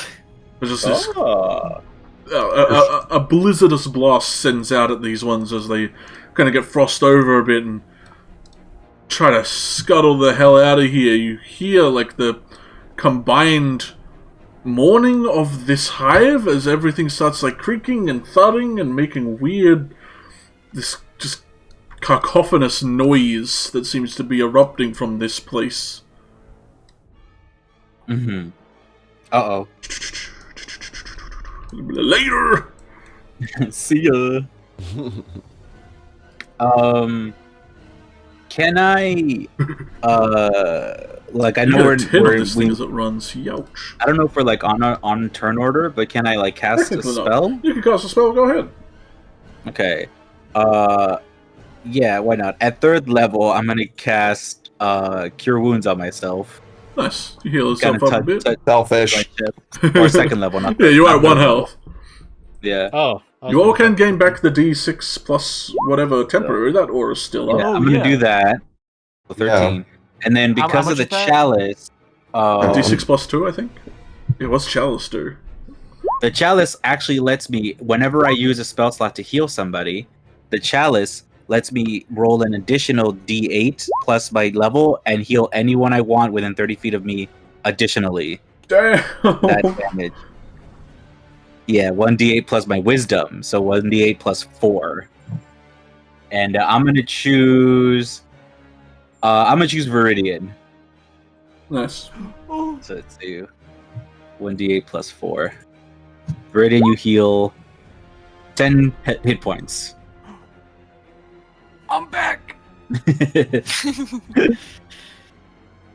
And then anyone can heal any temporary hit points if they want at the end of their turn. A d6 plus 2. So I get 6. Silas is going to use the rest of his lay on hands on himself. So just back boost 14. himself up. Mm-hmm. I don't want to waste too many spell slots, but I can't waste. But I can do some HP to... actually, instead of that, I'm gonna expend a bardic just to get the temp HP. Well, I guess not if Comet has... Never mind, I take that back. If Comet has the... Everyone's gonna get temp HP from Comet's thing. As long as they stay close to me. So you'll hear this like a rapid clicking, this rapid chitinous clanking that you heard before, a different pattern this time. You can assume out of either desperation, mourning, anger, sadness. You're not sure what bugs feel in this moment. Mm-hmm. But after a moment, it stops. Oh. Oh, there goes the song. You hear nothing really, other than the pounding of your own heart, the beating in your brain still, if you're still under the effects of the thick miasma of this place. Right. Not me, I am immune to poison. Yeah, you're fine. You're listening to the tune in your own head. You got heart in your song. That's what you're hearing. Heart in your song. Zoom into the song and Flotsam's head. It's the 'cause every time we touch, I get this feeling. Yeah, that's a good one. That's canon. Put that in the back. Canon. So for now, sorry. Go ahead. I was sorry. No, go ahead. You had something you wanted to. I was gonna say for now, I'm gonna turn to Shrubbish, and just say like, "Oh, thanks, buddy. I think we needed that help." And I'll kind of like, de-summon him. Yeah, bows deeply and respectively as he does like kind of a Naruto jutsu sign with his fingers, and he erupts in a torrent of leaves and wind. Flotsam. It would be cool, but you're right there, and you kind of just get slapped by a few leaves, and it's kind of just annoying. Dude, you just get like Did he just get like 5 times cooler? Oh. So does this big old bug turn into a big old essence or what? Or what? Yeah, or what? What are we gonna do about it? Yeah. You're standing there. The sound's gone now. And you do see this thing start to corrode in on itself, much like the others, but this one's a lot messier. It's more goopy and kind of like it's very quickly, like, decaying. Like, rather than evaporating into, like, ashes that kind of ascend and kind of the wind takes them away, it kind of just turns into, like, a tar-like goop on the floor. Whether you want to stay standing, and it's your own choice, but it's harmless nonetheless. Once it takes this form of just this large oil-like sheen, only at that point does it start to evaporate and kind of start to dissipate. To which point you are met with 2 things. Well, 3, really. 1 being its essence, which I hope I wrote down. Oh? Probably didn't, because I was preparing for it, because Stride game last night. That's fine. Cheeky, you have other games? Yeah, right? But there is this essence, cheating on us. whatever that may be. Along with that, you can see probably what ailed this thing mostly. Whatever this thing happened to be eating, what was it sitting right with it as you see the kind of gleam of glittering gold, silver, treasure that this thing probably ate because it was hungry and just has been sitting inside this thing for God knows how long. I'd like you all to roll a perception for me as you were all kind of huddled around this thing, observing it, watching it, Shiny. seeing what's going on with it. Nice. Oh. Well, you're damn well sure Viridian sees it.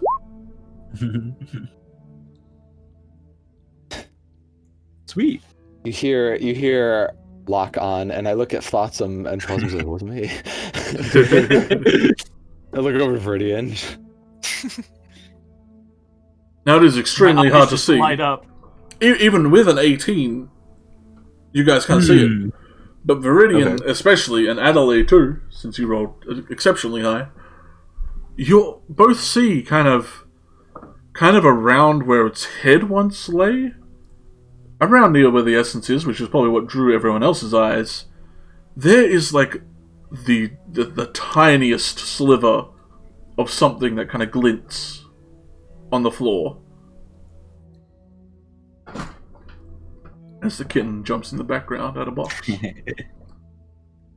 Now, investigating it closely, which I'm sure you do, you can kind of see... It takes a lot of mental power to, like, turn attention from the gold. Yeah.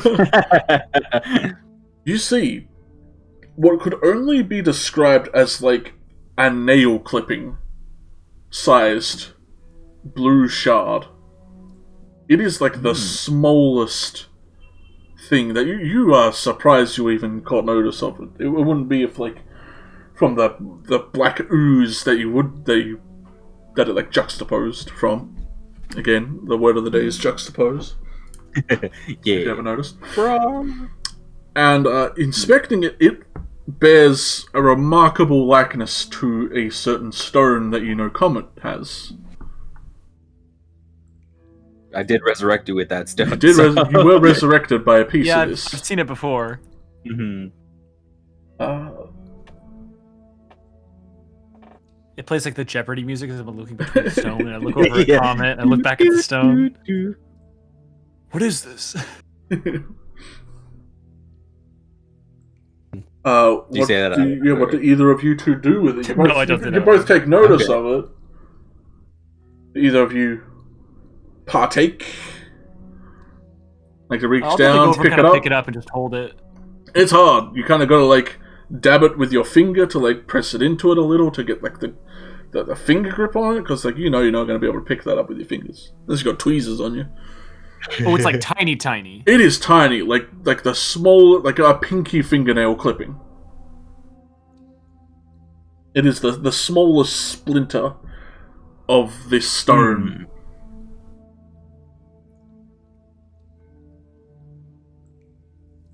If we find 400 more of these, Yeah. make a second stone. Now you're playing Inuyasha. Now you're not sure if whether it was the gold that was affecting this thing, but this little shard definitely came from inside this creature.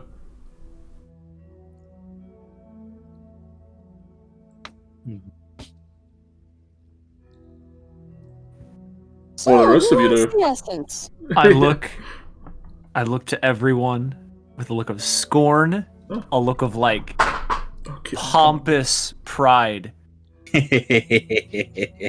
See this? It was eating the moon. Yeah, I was waiting for it.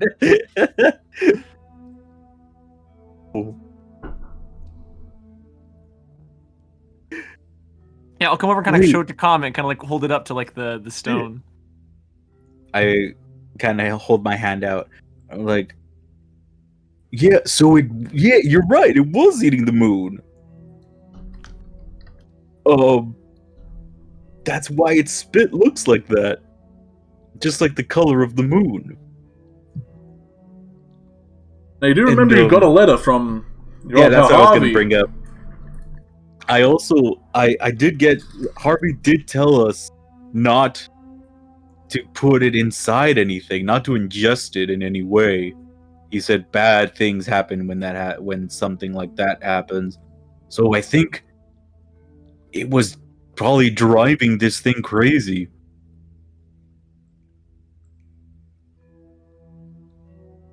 Now, Common, you've probably seen or heard of Ankheg before. They're common creatures. They're just big ants, basically. Right. You know, queens definitely don't grow this big. Nor are purple and weird, but Right. you feel if something got basically like 3 times its size and way more weirdly misshapen and admittedly more powerful from even a shard that big. Right. You can only imagine what if someone managed to ingest a rock the size of the one you have. Oh, what if? What if? This is the Boromir moment. Like, use it. Yeah, these things can be dangerous. Comet immediately swallows his. Big one. Roll initiative, boys. I will be the final boss. It will be me. Ow, kitten. Dude. But I think Ow, if we can keep this safe, I think that was probably the most dangerous thing around here. We might have just helped out clear this area. I don't know if the other little ones will be as aggressive without this queen telling them what to do, especially since if they do, I don't think it'll be this crazy. None of them looked to be as like messed up as she was. Because you did say she had like cuts and stuff, right? Mm-hmm. They seem to be not natural cuts, more just like its skin or hide wasn't able to contain itself. Like it was growing way too much and way too quick for its own bones and hide to handle. It couldn't molt fast enough. It means it was getting really big. That is weird. Kind of look at it in like the cavern ceiling. But how did it get all the way up there? it was coming out of the floor I think it might have fallen, just like the way I I always forget if it's Henry or Harvey. Let me look it up. Tommy. The way Harvey gave me this stone, I point to the one on my hip. He said that they shattered or they broke off from the original moon. So I was worried that who were the people that were holding the stones, and if there's lots of these little shards everywhere, there's going to be a lot more creatures that might have been in contact with this that we need to keep an eye out for. I mean, if this happened to one of these little Ankhegs, imagine what a bigger creature consuming it would turn into.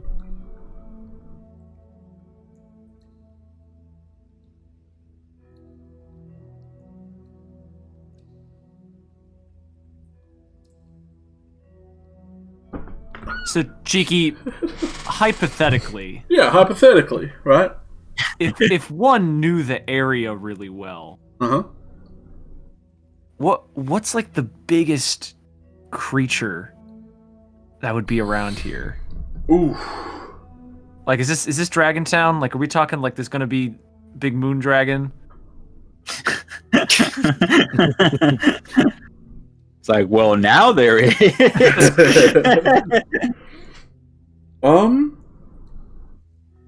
No, you definitely don't remember a lot of like the more dangerous wildlife. A lot of them were driven away very quickly. Okay. You know, a lot of underdark creatures are definitely powerful, but the chances of them getting a shard is nigh impossible unless someone goes down and gives it to them. The Hydra at the beach, if that managed to get a piece, you think would be crazy bad. But again, good thing we did not fight it. Yeah, hopefully that doesn't have one. Hopefully it does. It's not. What is it? Darkstoned at this point. But I still intend to fight that thing. Oh no, we totally will. I swear to. There's a kitten in town that ate a shard, and now it's a huge saber-toothed tiger monster thing. Oh no! Ow! It's my toe. My weakest spot. my vulnerable position. My vulnerable flesh. But I think maybe we should kind of get out of here. I think we kind of did what we. Well, I don't see a way to get past this, and I don't know if the people are still in here. What? We could just go up here, right? Well, I think it's blocked off. Well, I don't know if he's revealed the whole area up here, because like it is blocked off. Like it was blocked off back, back over here. And so we're kind of taking a detour to go like north, right? Right, but when we walked into this room, Cheeki said that this doorway was like crumbled in and blocked off too. Oh, okay. And so these are just walls. I thought it wasn't like revealed or something. Wasn't there an area over here to escape to or something? Nope, there's tunnels. Yeah, tunnels. Got it. We feel like now with the miner in town and these things cleared out, you could go back and tell him, and he could easily clear this out for you. Neaten up. Right. This might not be our area of expertise.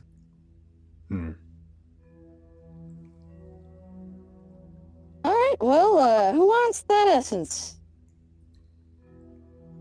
Well, we don't even know what it does right now, so... Yeah, right, we'll have that ready by next session. Or like, I'll post it to you. Hold on to it. I suppose it's my you hold on to it raw for now. We'll see. Wait a second, I'm the one that killed it. Wait a minute. Hold on. Ooh. And go ahead and take it, and let's get the heck out of here. Scoop it up. Scoop it. Does Whirlwind still have that frost breath? Yeah. It only lasts for a minute, so... He's having fun with it. Oh, yeah. He's having fun with it. Yeah, he's just been, like, prancing around, like, making ice sculptures. There's just good blasts of boy. ice everywhere. It turns to me, Yeah. gives like a horsey smile, just like minty fresh breath. He's like accidentally made a wall of ice that we can't pass. We start with Yeah. death in here. Mentos, Also, I the think, fresh maker. I think it was said that there was a lot of gold in the Ankheg, so maybe someone there wants to check that out. was a hunkin' chunk of gold.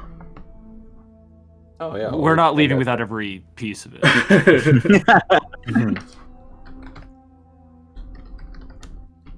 Well, we just don't know how much is there, I think. Is this a for next time thing or? Hey kid, what's up? We'll have to say goodbye for now to Fel. He had to go. He just messaged me, but alright. that's fine. Well, we will probably be wrapping up soon, considering. But you collect the gold. Let's see how much.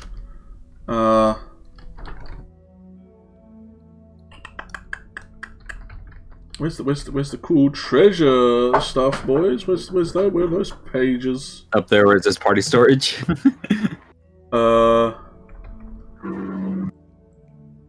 Yeah, but like the cool rollable tables that I can let you guys roll. Oh. I want them.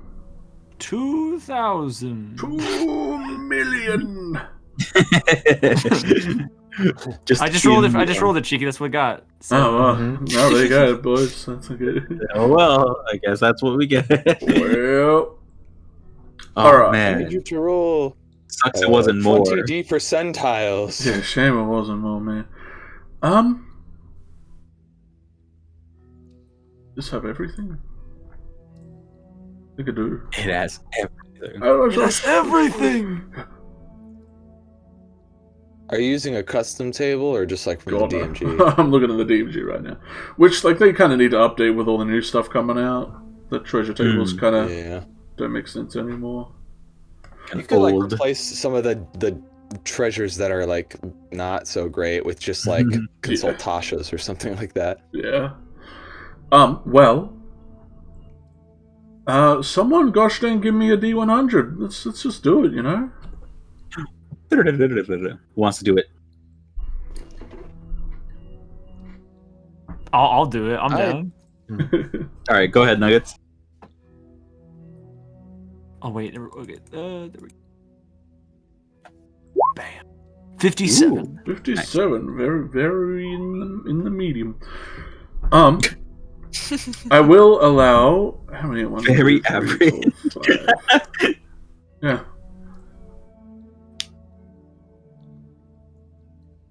Getting darn. I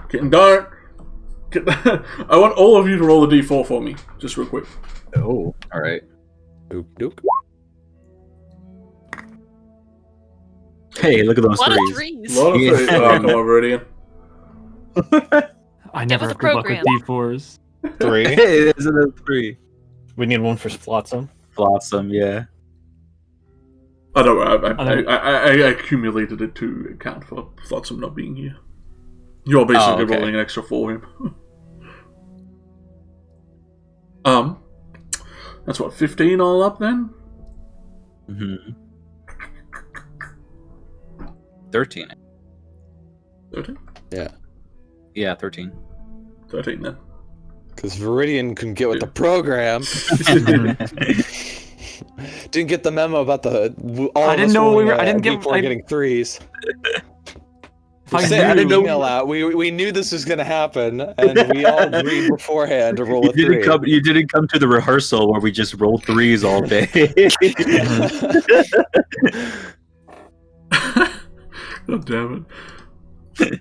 You all take kind of like a short rest to like kind of gather up the gold and simmer down a bit. You find it cumulatively 1,300 gold. This thing was a big mama. Nice. Where you put that all is up to you guys. Yeah, we'll figure that out later. 300 a pop is a small... okay, just knock my dice off the table. You can have that. Damn rapscallion.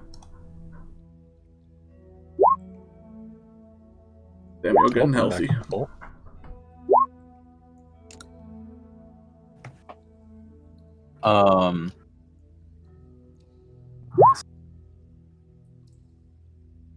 in the short rest, I guess, if we're just sitting down here. Yeah, you guys kind of have a moment. Your aura kind of simmers down. Your hair turns back normal. Your eyes kind of simmer down. My little glowy points on my chest kind of go away. Now it's just the green tabard, which I might have to ask Lion if that's what it's called, but we'll see. You're good. I go up to Adelaide, try to like be a little quiet, and I just kind of it's like, hey, I just wanted to check to see if you were okay. Adelaide had been like reading her spell book and like pulling some components out of her pouch, and she like didn't perceive you come up, so when you like make a noise, she just like jumps a bit. Oh, I'm sorry. I'm usually not very quiet. What do you want? Oh, I sit down next to her. Oh, I just wanted to check up on you. I think maybe, I don't know if you were like cold or maybe scared or something, but I can understand either one. Maybe. As I kind of like pat out one last flame on my on my arm.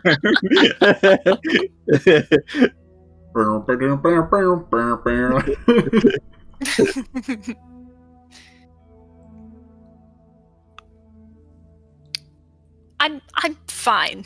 Nothing's wrong. Well, I mean, she is lying.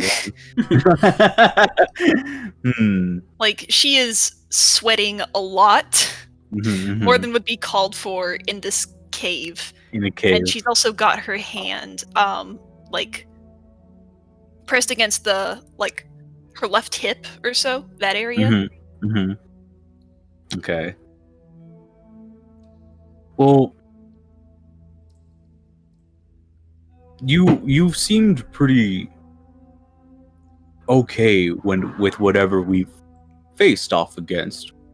But it looked like maybe you weren't sure of something when you saw the big explosion. I mean, it was loud, so I don't know if maybe that got you, but you know, if you don't, I don't have to get into it right now if you don't want to, especially because there's a lot of people here, but I just want to know if there's anything I can do to help.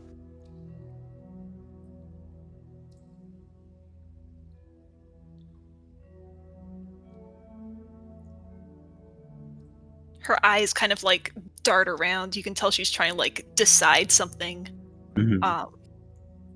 And she like clenches her hand a bit. She says, "You can help me by not talking about this."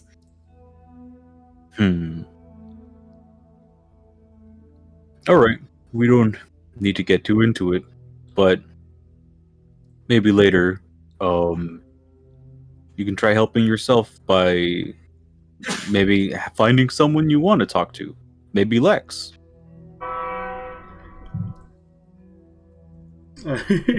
You feel him kind of as if he's peeking up from the corner of the book bag. Like, we're all right, buddy.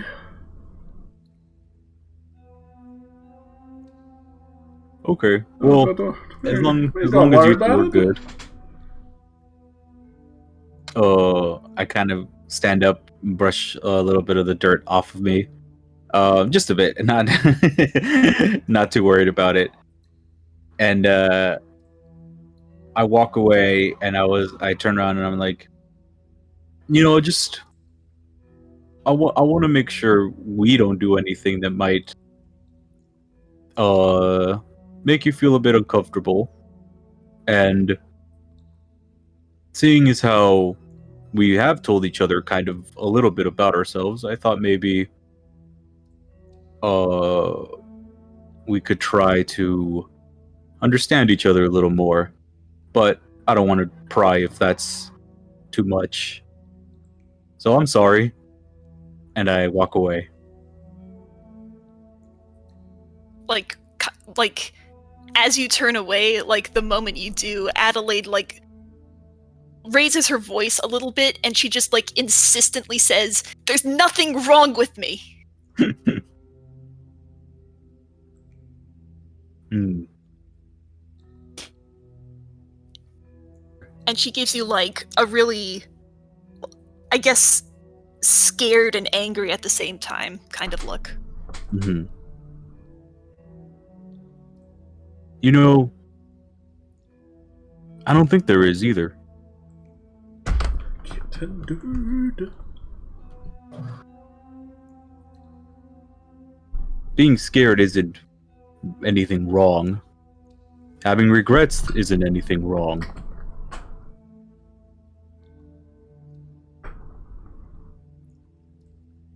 So I hope you don't think that. Yeah. I hope you don't think that about yourself too.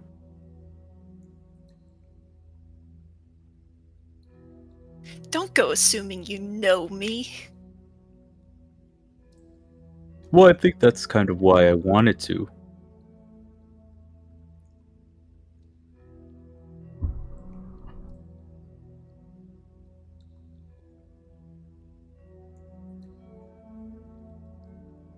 She kind of like shuffles a bit, and sits back down.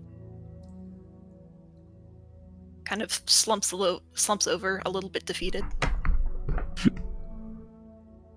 Comet, you're just too nice. Oh my god. Yeah, you hear muttering from your bag, just, big man's too nice for his own good. Adelaide here just being like, oh damn it, I wanted to be mean. Oh man.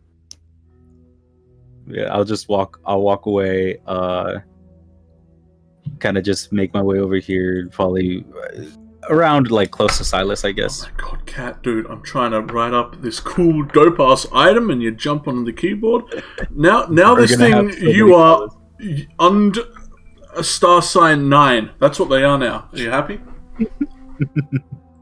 Whoa. You monster.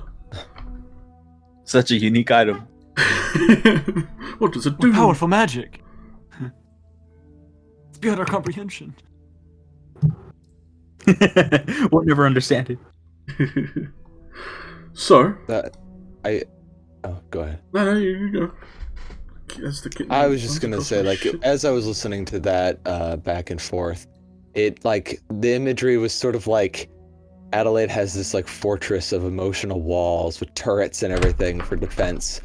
And like Comet's just going up to it with a flower. She's like, no, he can't come up to this. He's gonna get killed. He's gonna get eviscerated. Go away, leave me alone. He's like, I just want to talk. Like, no, the turrets will catch you. You don't understand. You gotta back off. You shut up. You just did something to my computer. Oh no, we're just gonna see Cheeki like drop off all of a sudden. Probably. Like, no, Cheeki, what happened? They did some damn thing, man. I don't even.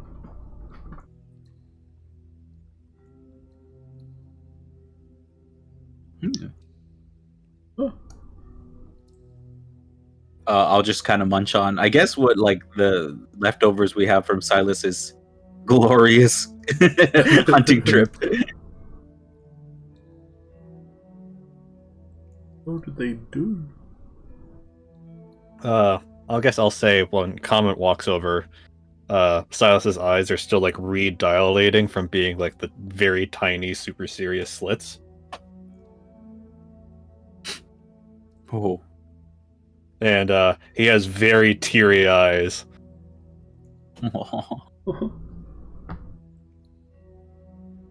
Oh.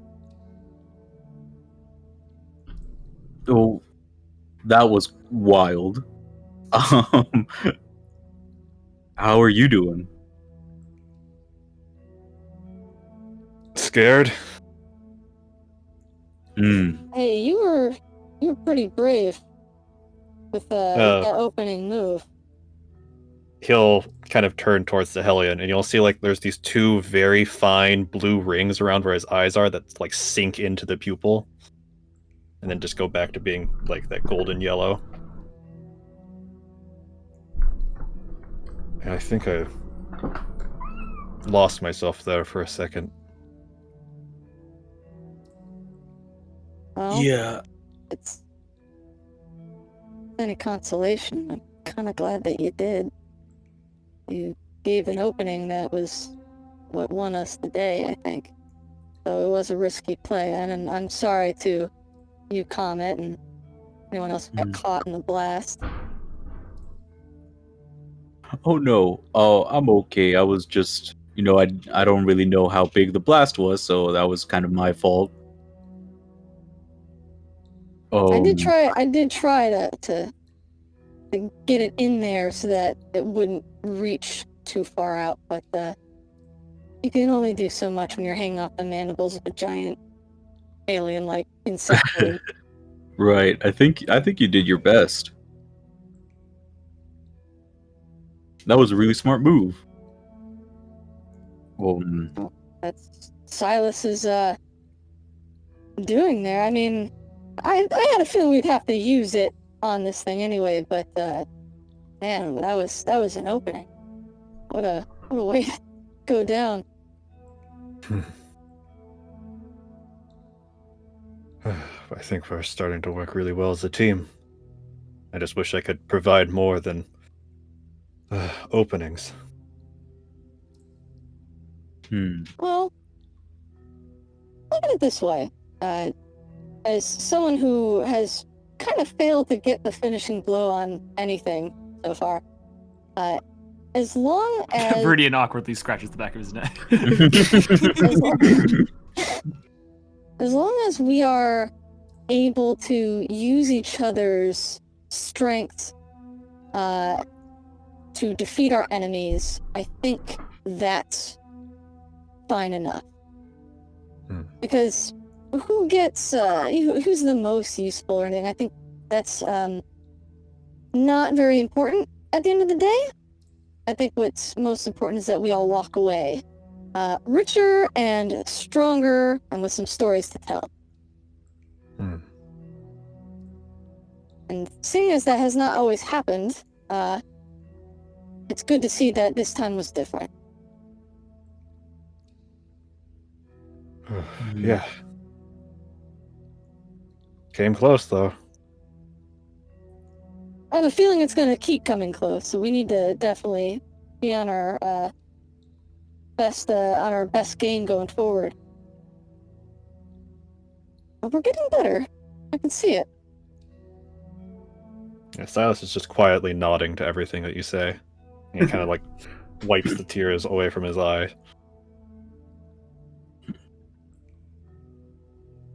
I kind of put my arm around his shoulder. Gently put his head against your chest. Yeah, I mean, you've been doing a really good job so far.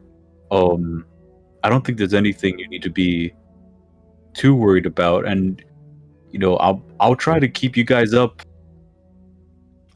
as much as I can. I don't think I did a great job today, but I mean, I've done worse.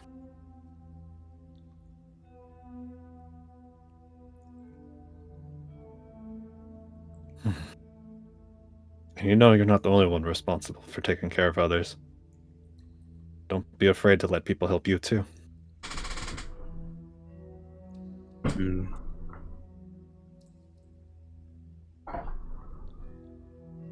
Thank you.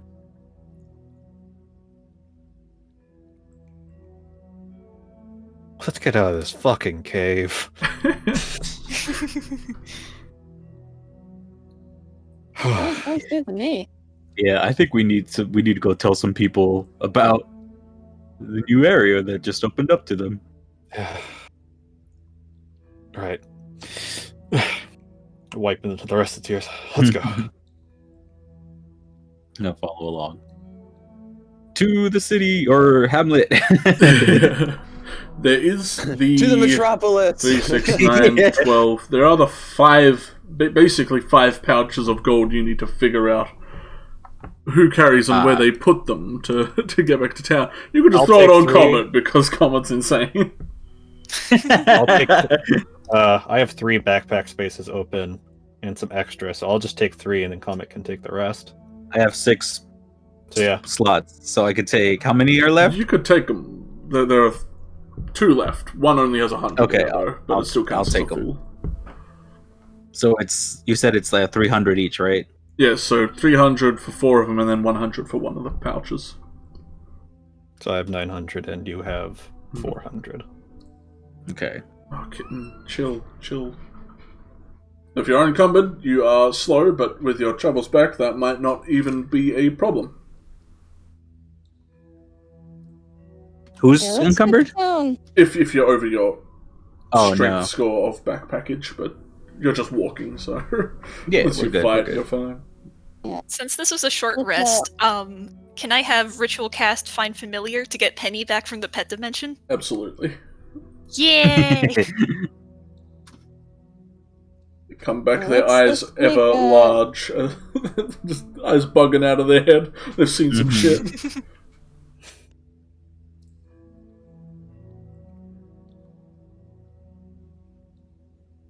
Chill. What were you saying, Shane? Let's make haste back to town so we can get through where we already came from before more mobs of zombies or whatever else cost us. I don't want to have to fight our way back again. It's still not night, so I think probably if we rush, that would probably be the better thing to do. But so I'm a little worried about the eggs around here, though, and I kind of point to the cluster of eggs. We can take one. That would be tough. To get through the limited customs of the town. Not that I'm opposed to smuggling anything. However, we couldn't even communicate with them with Flotsam playing his music, and he's really good at that kind of thing. So I don't know if it's going to be. But maybe we could teach useful this one to for us. understand Flotsam's music. That would be kind of cool, I will admit. Flotsam, do you want a pet? Yes! Oh, cool, awesome.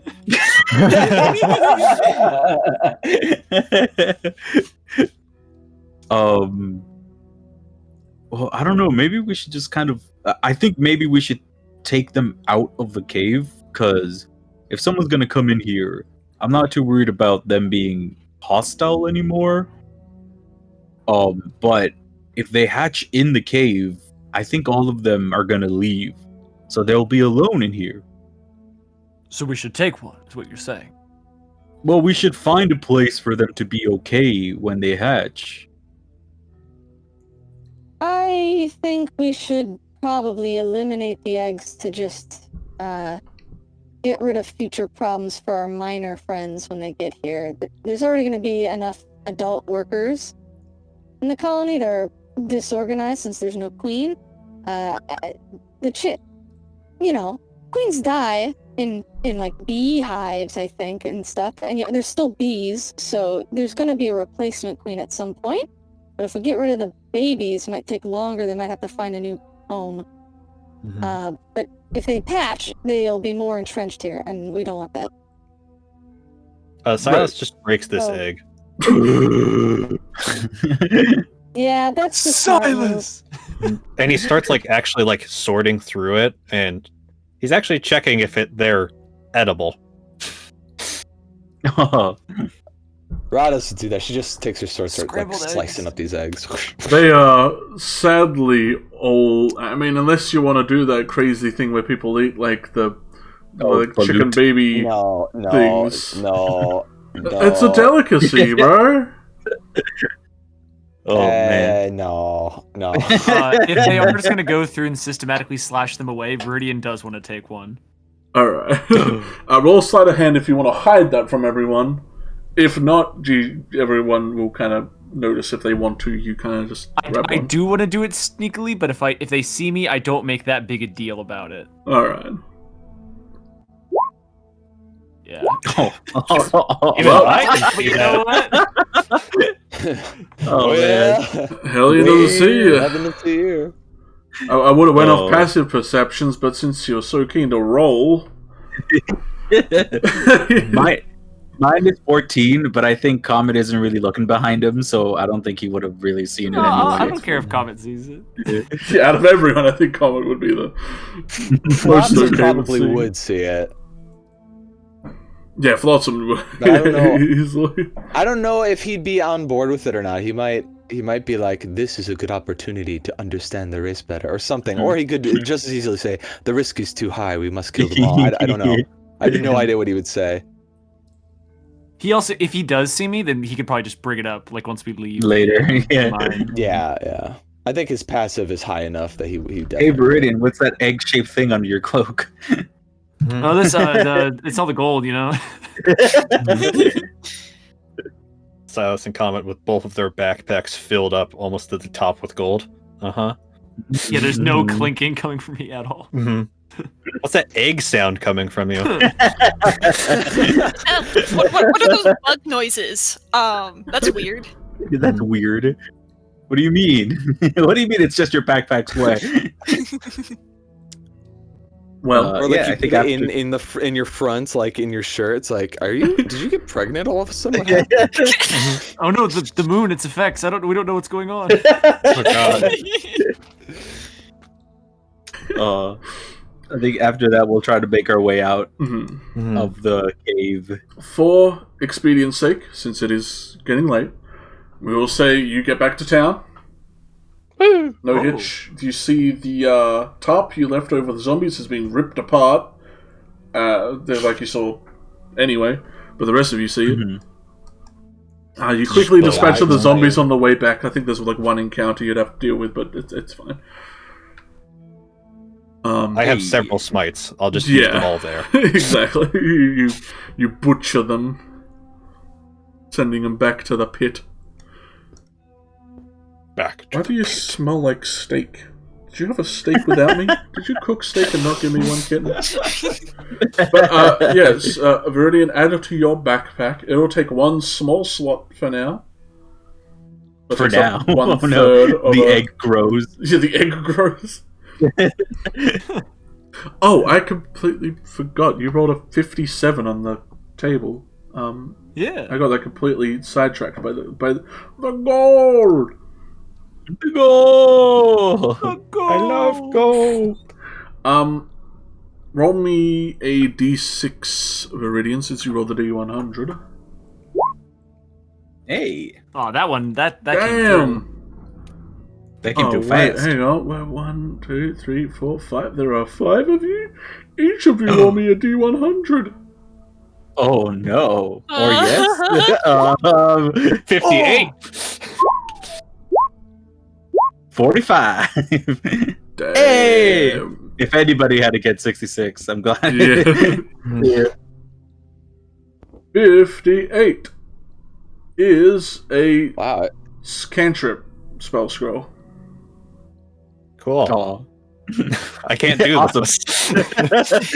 Scrolls anyone can use. I don't limit it to. I'll give it to Adelaide. I don't use those. All right, Adelaide, you have a spell scroll that is to be determined what it is. Yeah. 84 is a level 1 spell scroll. Yeah. I give it to Adelaide. Here though we have all the spells. These magic table items are bunk. 45, baby. Let's hit it.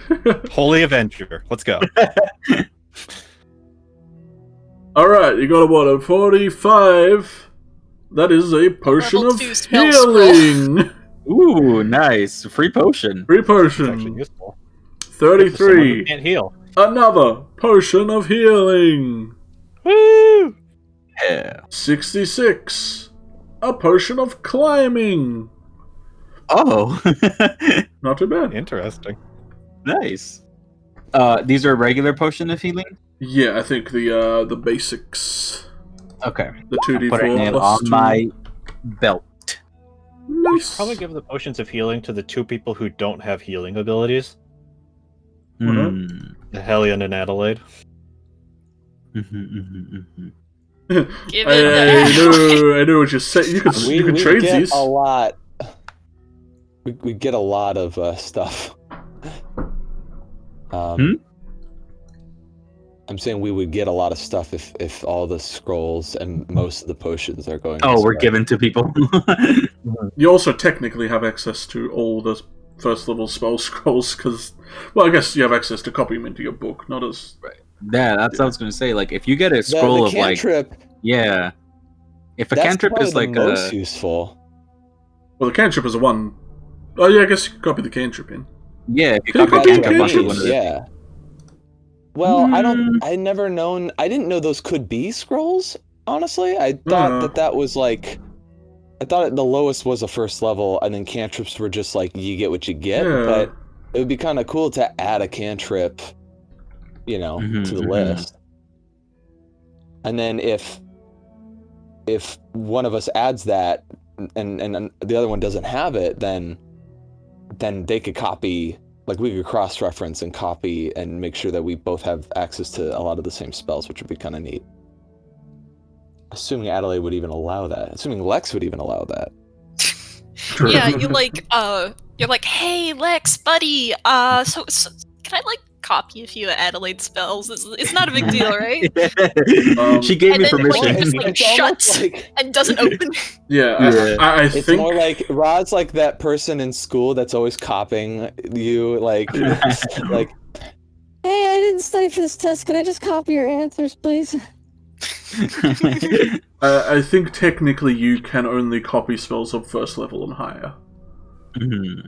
Oh well. Yeah, but you do have. You need money to do that. So. Well, I guess because if you went to a wizard's school, you'd have access to all the cantrips. Then, why would you not have them all in your spell book? Right. I guess kind of makes sense. Oh, this paladin guy is I still guess just the around idea is statue. because it's always prepared and it's at will. Yeah. That is the trade-off. And having all of them would be insane. There's that hat that came out with the new stuff where you can just roll a DC 10 Arcana check to cast any cantrip you want from the wizard list.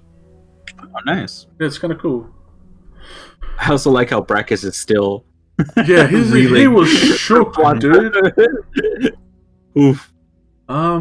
Is there a random cantrip picker? I'm sure. Mending. Oh, yeah, right. boy. Oh, we're back. Or just or True Strike. Oh, good. Just throwing this skull in the fire. Awesome. Well, that'd be brilliant. Yay, I can stab with my dagger at advantage next turn. Yeah, after concentrating on it for an entire round. Awesome. Woo. I'm using my action to do that. Woo. Yay. Oh, here go cantrips. Oh, you could roll a D100. I have a table out here. There's 100? It stops at 70. 71 to 100 is re-roll, but Oh. yeah. Yeah, just roll get Eldritch it. Blast somehow. We'll go off the table. Who's got right there? So roll a D100 for the cantrip and the level 1 spell scroll. Whoever got them. Okay. So. Oh, okay. 65. 65 is Thunderclap Damn. as a cantrip. And I think Viridian got the bigger one. Yeah, I did level 1. Yeah. So you also roll me a D100. Or roll D to 1. Co-DM out of you. Oh, 98. I think that's going to be re-roll. Yep, that's a re-roll. Wait.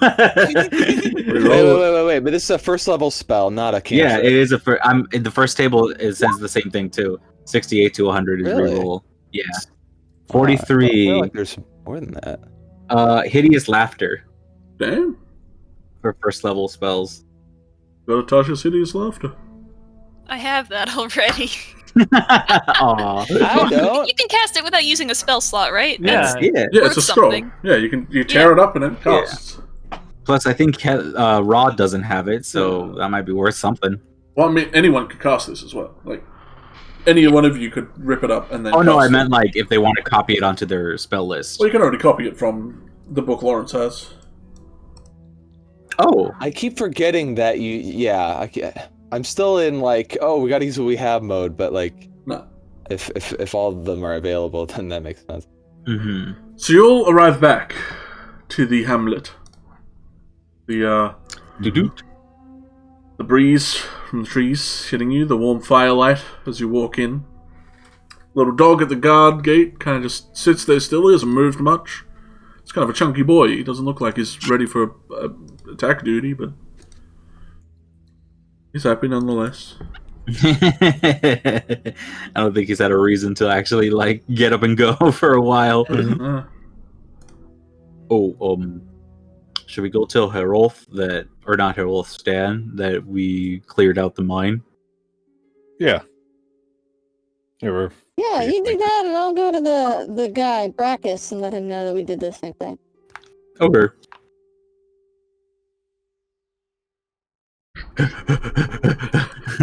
Jesus, Comet, stop running. Just all the clanking. Comet full sprints. Yeah. Like his arms behind him, Naruto running like. Hair flowing behind him. Just instant transmissions like Dragon Ball. I'm just trying to be as cool as Shrubbish. But wherever he appears, if he does the teleport, it's like someone clanged a bunch of pans together. Yeah. Just their physics engines come back into reality. If you close your eyes for like a minute, I can teleport. So I walk up to Stan. I'm just like, hey. Alright. Mountain's cleared. We just came back. Yeah, the mines are cleared. Well, of the most dangerous thing, I think there might be still a couple of things running around, but they don't seem like they'll be a problem. Already? Yep. Bloody hell. Told you we're good at our job. You both like a look up and down. You still got like temp health somehow. Cool looks like it's like, well, I'll be. Alright, I'll ask Brackus for some guards and we'll head up there. And, here, wait, Stan, before you head out, here, just as a thanks, and I'll pull out the longsword that's literally been at my hip and I've never touched it, and I'll just go to defend yourself up there on that mountain, just in case if something pops out. He reaches over and picks up his pickaxe. He's like, I don't think I need an unwieldy thing like that, lad. But if you want to donate it to one of the guards, I won't stop you.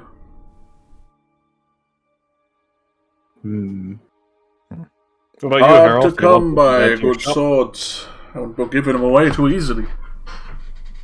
I did give Harold like 2 weapons.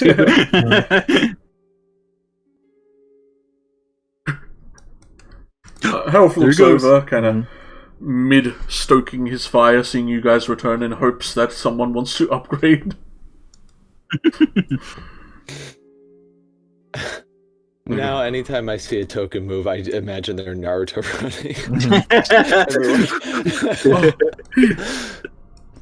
running. I'll go over to Harold and just kind of go, here, an extra sword if you want to give it to somebody. And I'll hand him the longsword. Takes a deep breath. You see his like kind of mustache whiskers kind of moving with the breeze as he does so. I'm sure some poor soul will come across here and be in need of a weapon. I'll be sure to give it to someone, should they need it. Fantastic. He'll take it. Perfect. You can, puts it in like you a can small do that pile with of the. weapons. Yeah, you can do that with the other ones I brought in too. I could melt them down into some sidearms, perhaps. Better than them sitting there, I suppose. Unless a giant comes through, we can have them.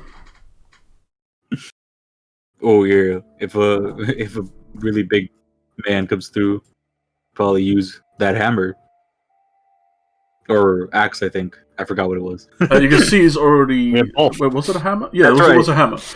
He has set up the hammer. He seems to have smoothed out like the tenderizer part, and he has it set up to like some kind of rope pulley system to act as like a power hammer, so he doesn't have to swing his all the time. Nice. He's automating his shop. Yeah. Oh, it's clever. I guess we should probably split up our spending gold before I come back here and, just accidentally spend all of our team's gold. Yeah, I think everybody else would probably want to look at it before anyone else decides what to do with it. So yeah, I agree. We should head back. Yeah. Good to see you, Harold. You might see the rest of us back here later. He nods, giving a toothy grin. I'll make my way back. Adelaide, quickly, what's 1,300 divided by 6? You're smart. Adelaide is smart. Eldritch is not. It's a little bit over 200 gold, right? I would think so, yeah. 216. 216. Eldritch is like, Adelaide answers you that the correct Adelaide tells you the answer right answer because she's is- good at math. Then everyone gets 216 gold. Yay. And there's one And left, then- right? Yep, and Silas will One give it left. to Penny. No, actually, there's four spare gold that would be- pieces. 4 gold It again. says Viridians, like being like, ooh. Pushes up mask.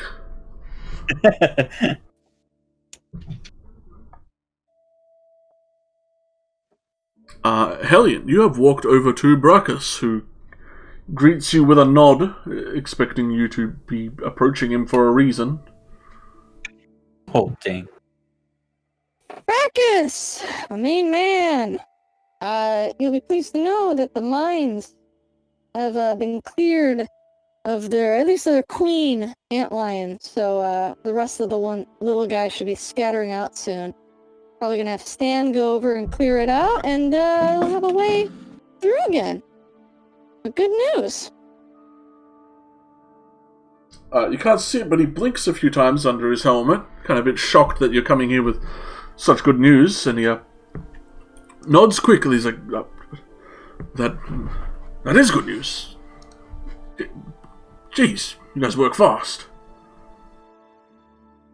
Yep, we're pretty efficient.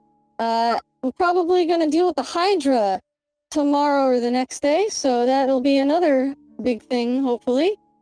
I mean, it might eat us, but we got a pretty good track record at the moment, so I'm pretty hopeful. If you bring him down, there's a cove nearby. It's known for being kind of a smuggler's den before this all went down. Sure, you and your friends could find something in there. It's just along the beach. You can't miss it. Interesting.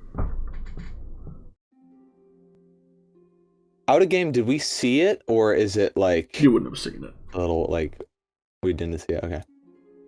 Do you know if it's to the east or the west of the docks? You know what direction to go for? I don't think you could get there from the docks. There's a sheer cliff for a while before it leads to the beach where the Hydra is. Unless you have some way to cross that threshold of water without the Hydra eating you, then you have to head down through the gatehouse. Okay. We'll do the Hydra first, then raid the cove. You'll I like that. bang on the door next to him and kind of shout in there, and a couple of mercenary dudes come running out. And they attack Ron! No! They all run over kind of at attention, waiting for you all to pass as Stan takes them, and they all head off into the wanting to beat the moon before they resurrect all the zombies again. So they all Good luck. He calls back, we don't need it. We got you guys.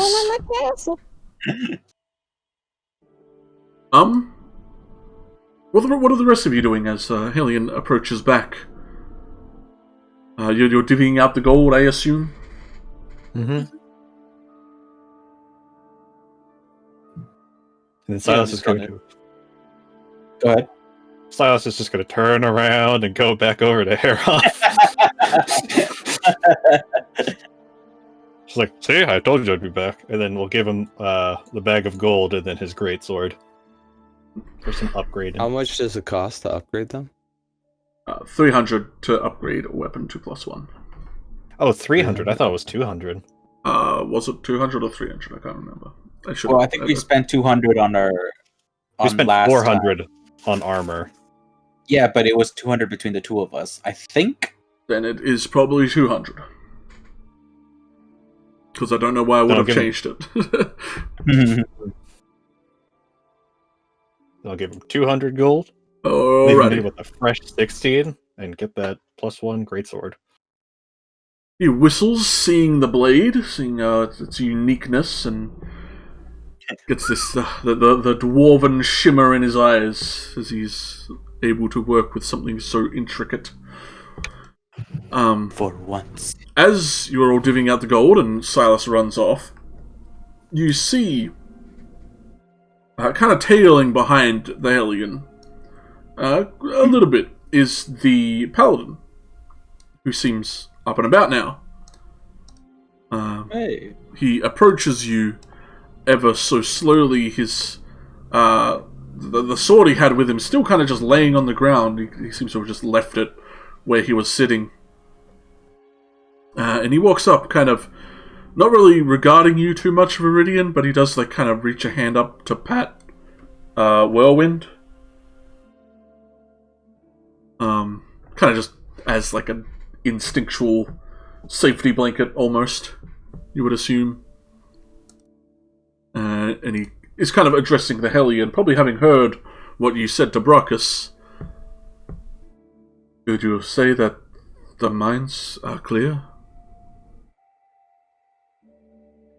Well, yeah, they should be.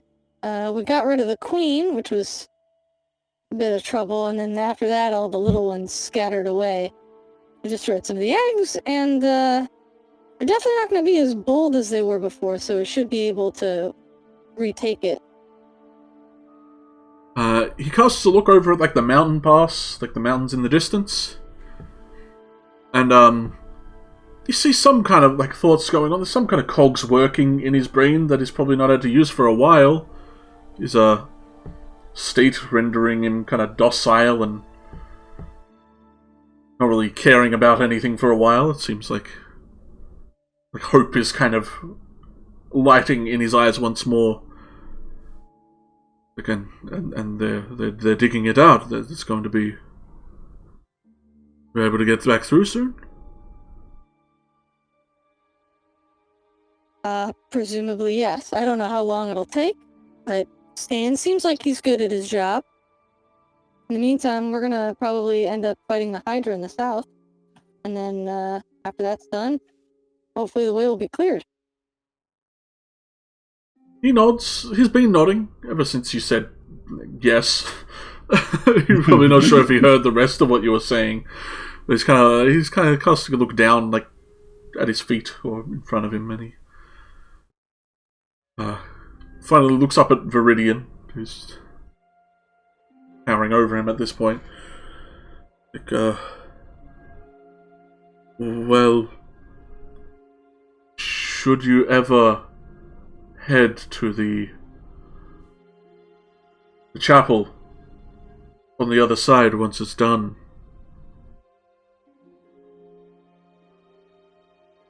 well, I would like to assist.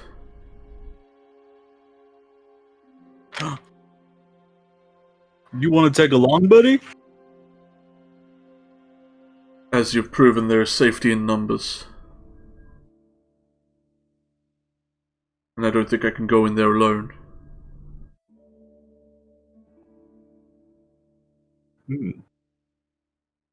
Is there something wrong with the chapel?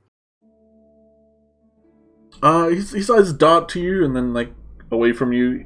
He hasn't really made more than like a second eye contact with any of you. And he kind of just nods slowly. His mouth open as if he wants to say something, but can't really find the words. It's a messed up place.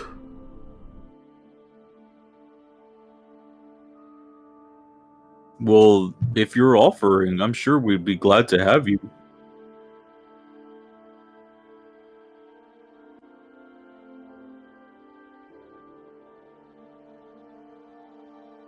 Thank you. He kind of pats Whirlwind. A more heartier pat. Kind of like pull the reins so he's not like as easy Not too to pat. close.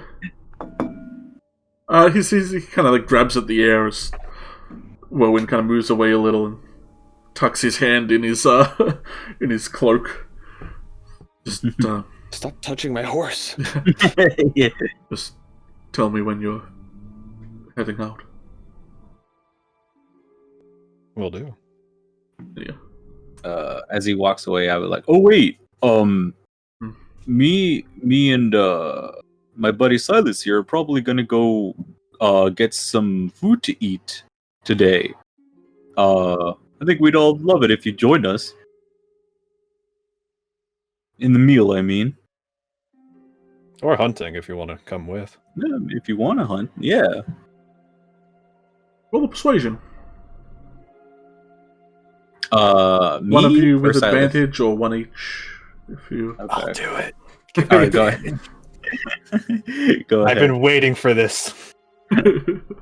Please don't fuck it up. Come on. Yeah!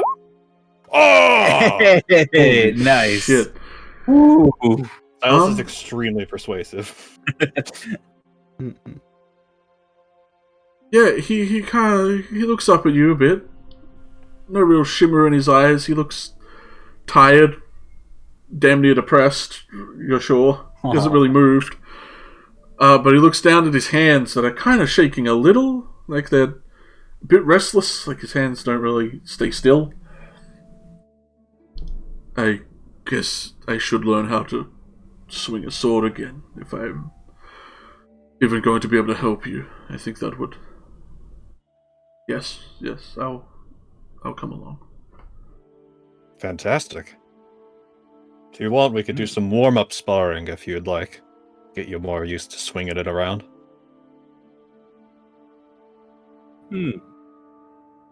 I think I'd rather just the hunting. yeah, I think for now we can start with that. No reason to go any harder. Mm-hmm. But yeah, I think maybe we'll kind of make sure everybody is situated, and then we'll let you go. We'll let you know when we're off to go get some food. Okay. Again, thank you all. Of course. Yeah, glad to help. There's one final look at Whirlwind, and then his eyes could dart to you, Viridian, and then instantly look away as he very one step forward, two step back, kind of walks away, takes a step, then turns back, then finally makes his way back to his You really spot. wants to pet that Just kind of watch him go the whole time. And he sits himself back down where he once was. You see Beth down the way, kind of waving over at you guys, very angry that you're not already over there talking with her. And kind of hanging out at the other fire as if you have other things to talk about. Right. But with you all heading I see. further in, Yeah. we'll probably be wrapping down, so if there's any last things anyone wants to be doing, feel free to get them out now. Are we level 5? If no one I'll has do that anything to after. do, then you are definitely all level 5. I just kind of want to go meet up. Yeah, she greets you and looks very glad that you're back. Oh, but I think Well, Raw wanted to say She looks as something. glad as she can. Yeah.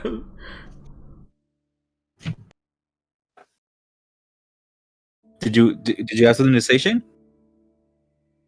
No. Oh, Other okay. than just the only thing I would want to do is just stuff in town for my level 5 character. Yeah. That doesn't have You do to that happen after, on the stream. Yeah. Yeah. Anything you want to do, we'll probably just do out of stream.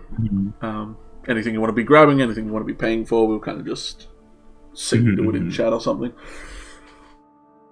Cool. Hey Beth, how's it going? She's standing there, kind of swaying her briefcase back and forth, looking as happy as someone with a full mask can. Right. She walks up to you and kind of gives you like a half-hearted nudge. She's like, "Guys, had me worried sick. It's been a Oh, I'm night." sorry. Well, everyone's here, aren't they? Sorry, At least. We gotta go. Yeah, we gotta go take care of some stuff, but I'm glad you're good here too now. It looks like you're starting to set some stuff up.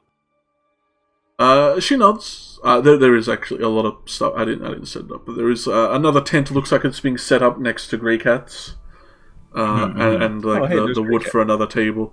Grey Cat gives you a wave over. He's not waving you over, but waving at you. Right. Yeah, I'm glad you're getting comfortable here. It's a nice place. It's quiet enough.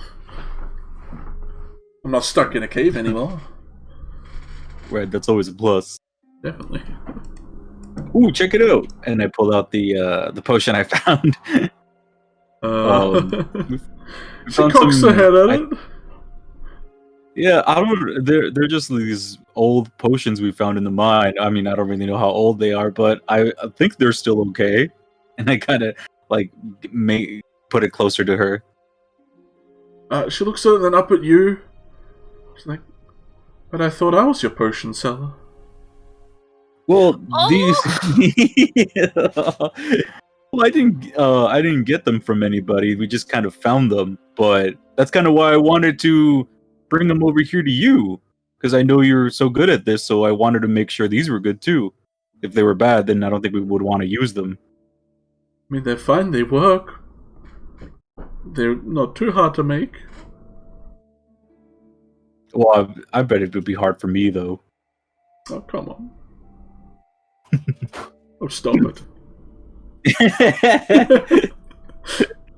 Oh, stop it! Don't stop it! Don't ever stop.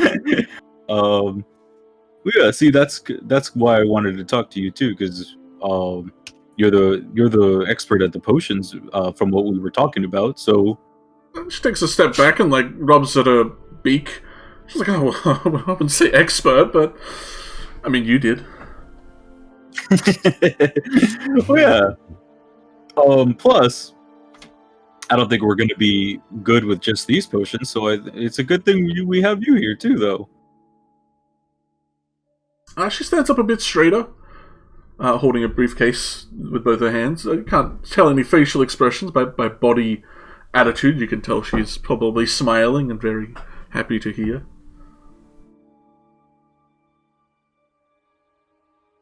I mean, we're going to need a couple, right, Silas? Yeah, probably.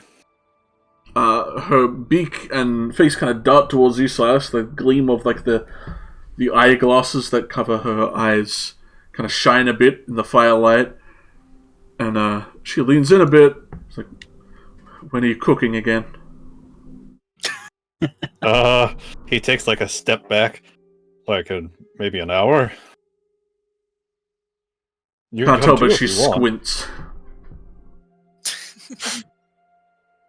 Silas is visibly sweating and nervous now. I didn't know cats could sweat. Ooh, do you want some? Hey! What? Oh, I thought you were talking about harvesting my sweat or something. No, you want food? You can join me for food. No. I'm sorry. No, I wanted to ask Beth if she wanted some of our food. Oh no! Of course, Beth can come. I love Beth. She's great. Yeah, no, I wanted to sit here and watch you all eat it in front of me. What do you mean? Of course I want food. Well, you know. Yeah, I just wanted to ask. Mhm. Well, that's going on. Adelaide, yeah. you have stopped halfway. What's going on here? Yeah, like, as everyone was heading over towards the southernmost fire to go hang out with Beth, Adelaide just, like, hung back for a little bit, and stopped by the paladin who had gone back to the statue. And she had just said, I'm sorry for what I said to you when we first came here. That was needlessly cruel of me.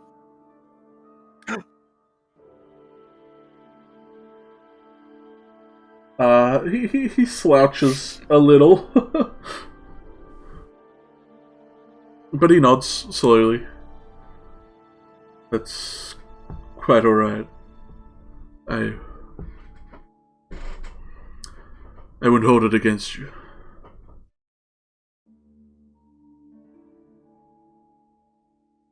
Places. It does things to people. It's done things to me. Bad. Does it change you?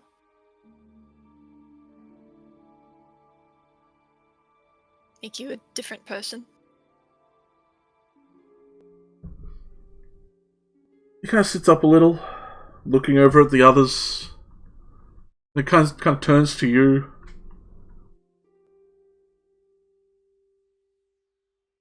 And he shakes his head a little. It hurts you.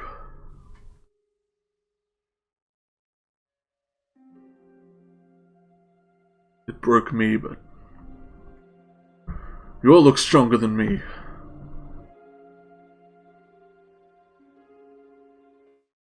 Glances up at everyone who's already at the fire.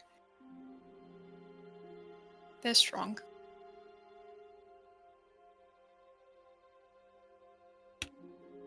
Aw. He nods slowly.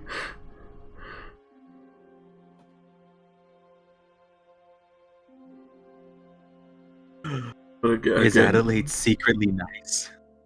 God. Wow, you're being so cruel to this paladin, lying to him Secretly again. a nice pirate. Who would have guessed? And then she, resumes walking over. As you go to walk away, he does kind of pipe up. He's calling over. But again, thank you. With or without you, you have done this. This is because of you. Don't sell yourself short.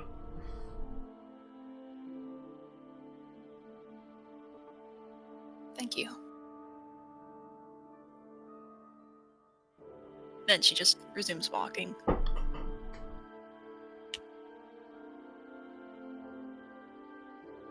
You walk over. Beth seems to kind of wave at you as you approach.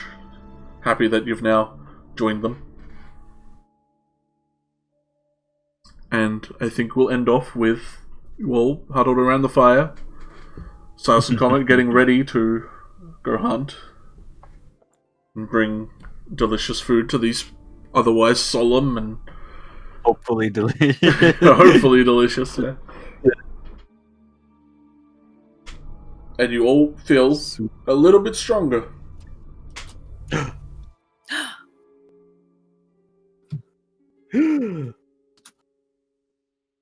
Aww.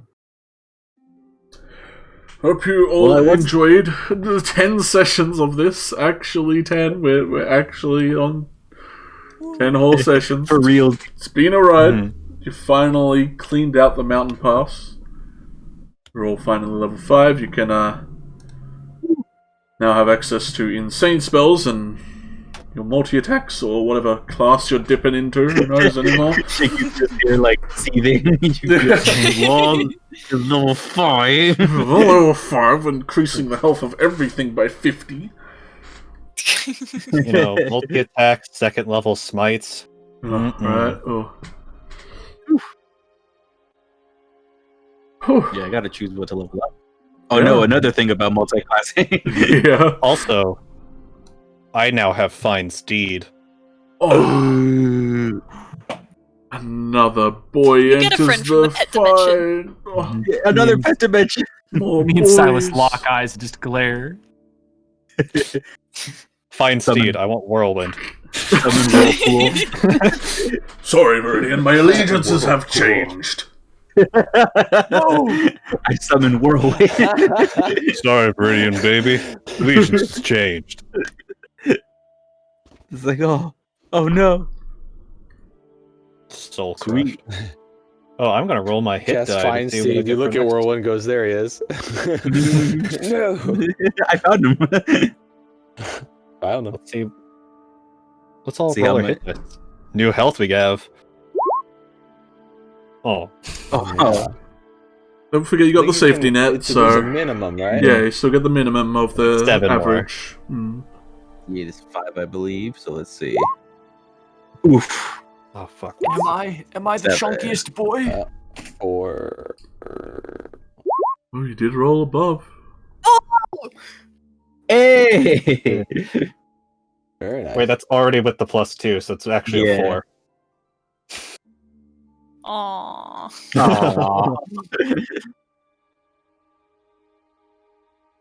Okay. No, not bad, not bad.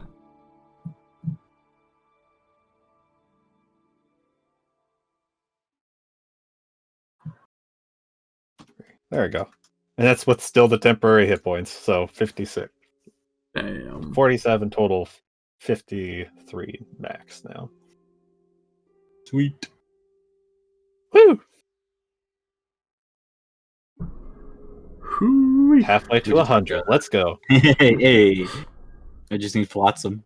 But we can have Fel rolled later. So, wizards, don't forget to add your new spells.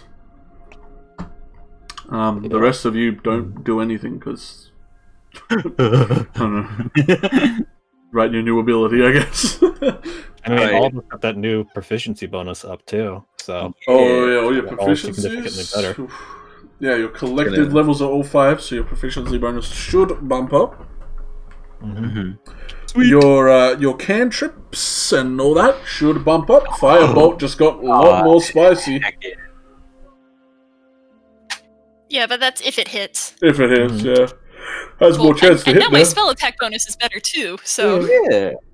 More likely to hit. Maybe. I finally joined the cool kids club of I can now attack twice on my turn, so I don't just miss and go, oh. Yeah, you may have a little bit My extra. entire turn disappears. Yeah, that always sucks. Mhm.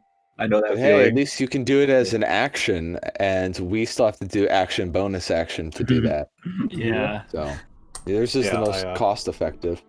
wrote I it don't like think I'm this. ever gonna get multi-attack. I think this is just this is it for the rest of the game. I've confined myself in this now. Oh. I Two will attacks, eventually, baby. but it's gonna take a while. No, the No, it ain't description. happening for me. Alrighty. Well, we will leave off here. I put away the symbol, not the will be a B. We won't be back. We'll be back next week. won't. Hopefully, Yeah, we'll be so back we will next be. week. Right. Yeah. Should nothing come up. I got a lot of Well, maps to the organs make. explode. Got a hell of a lot. Characters to level. Mhm.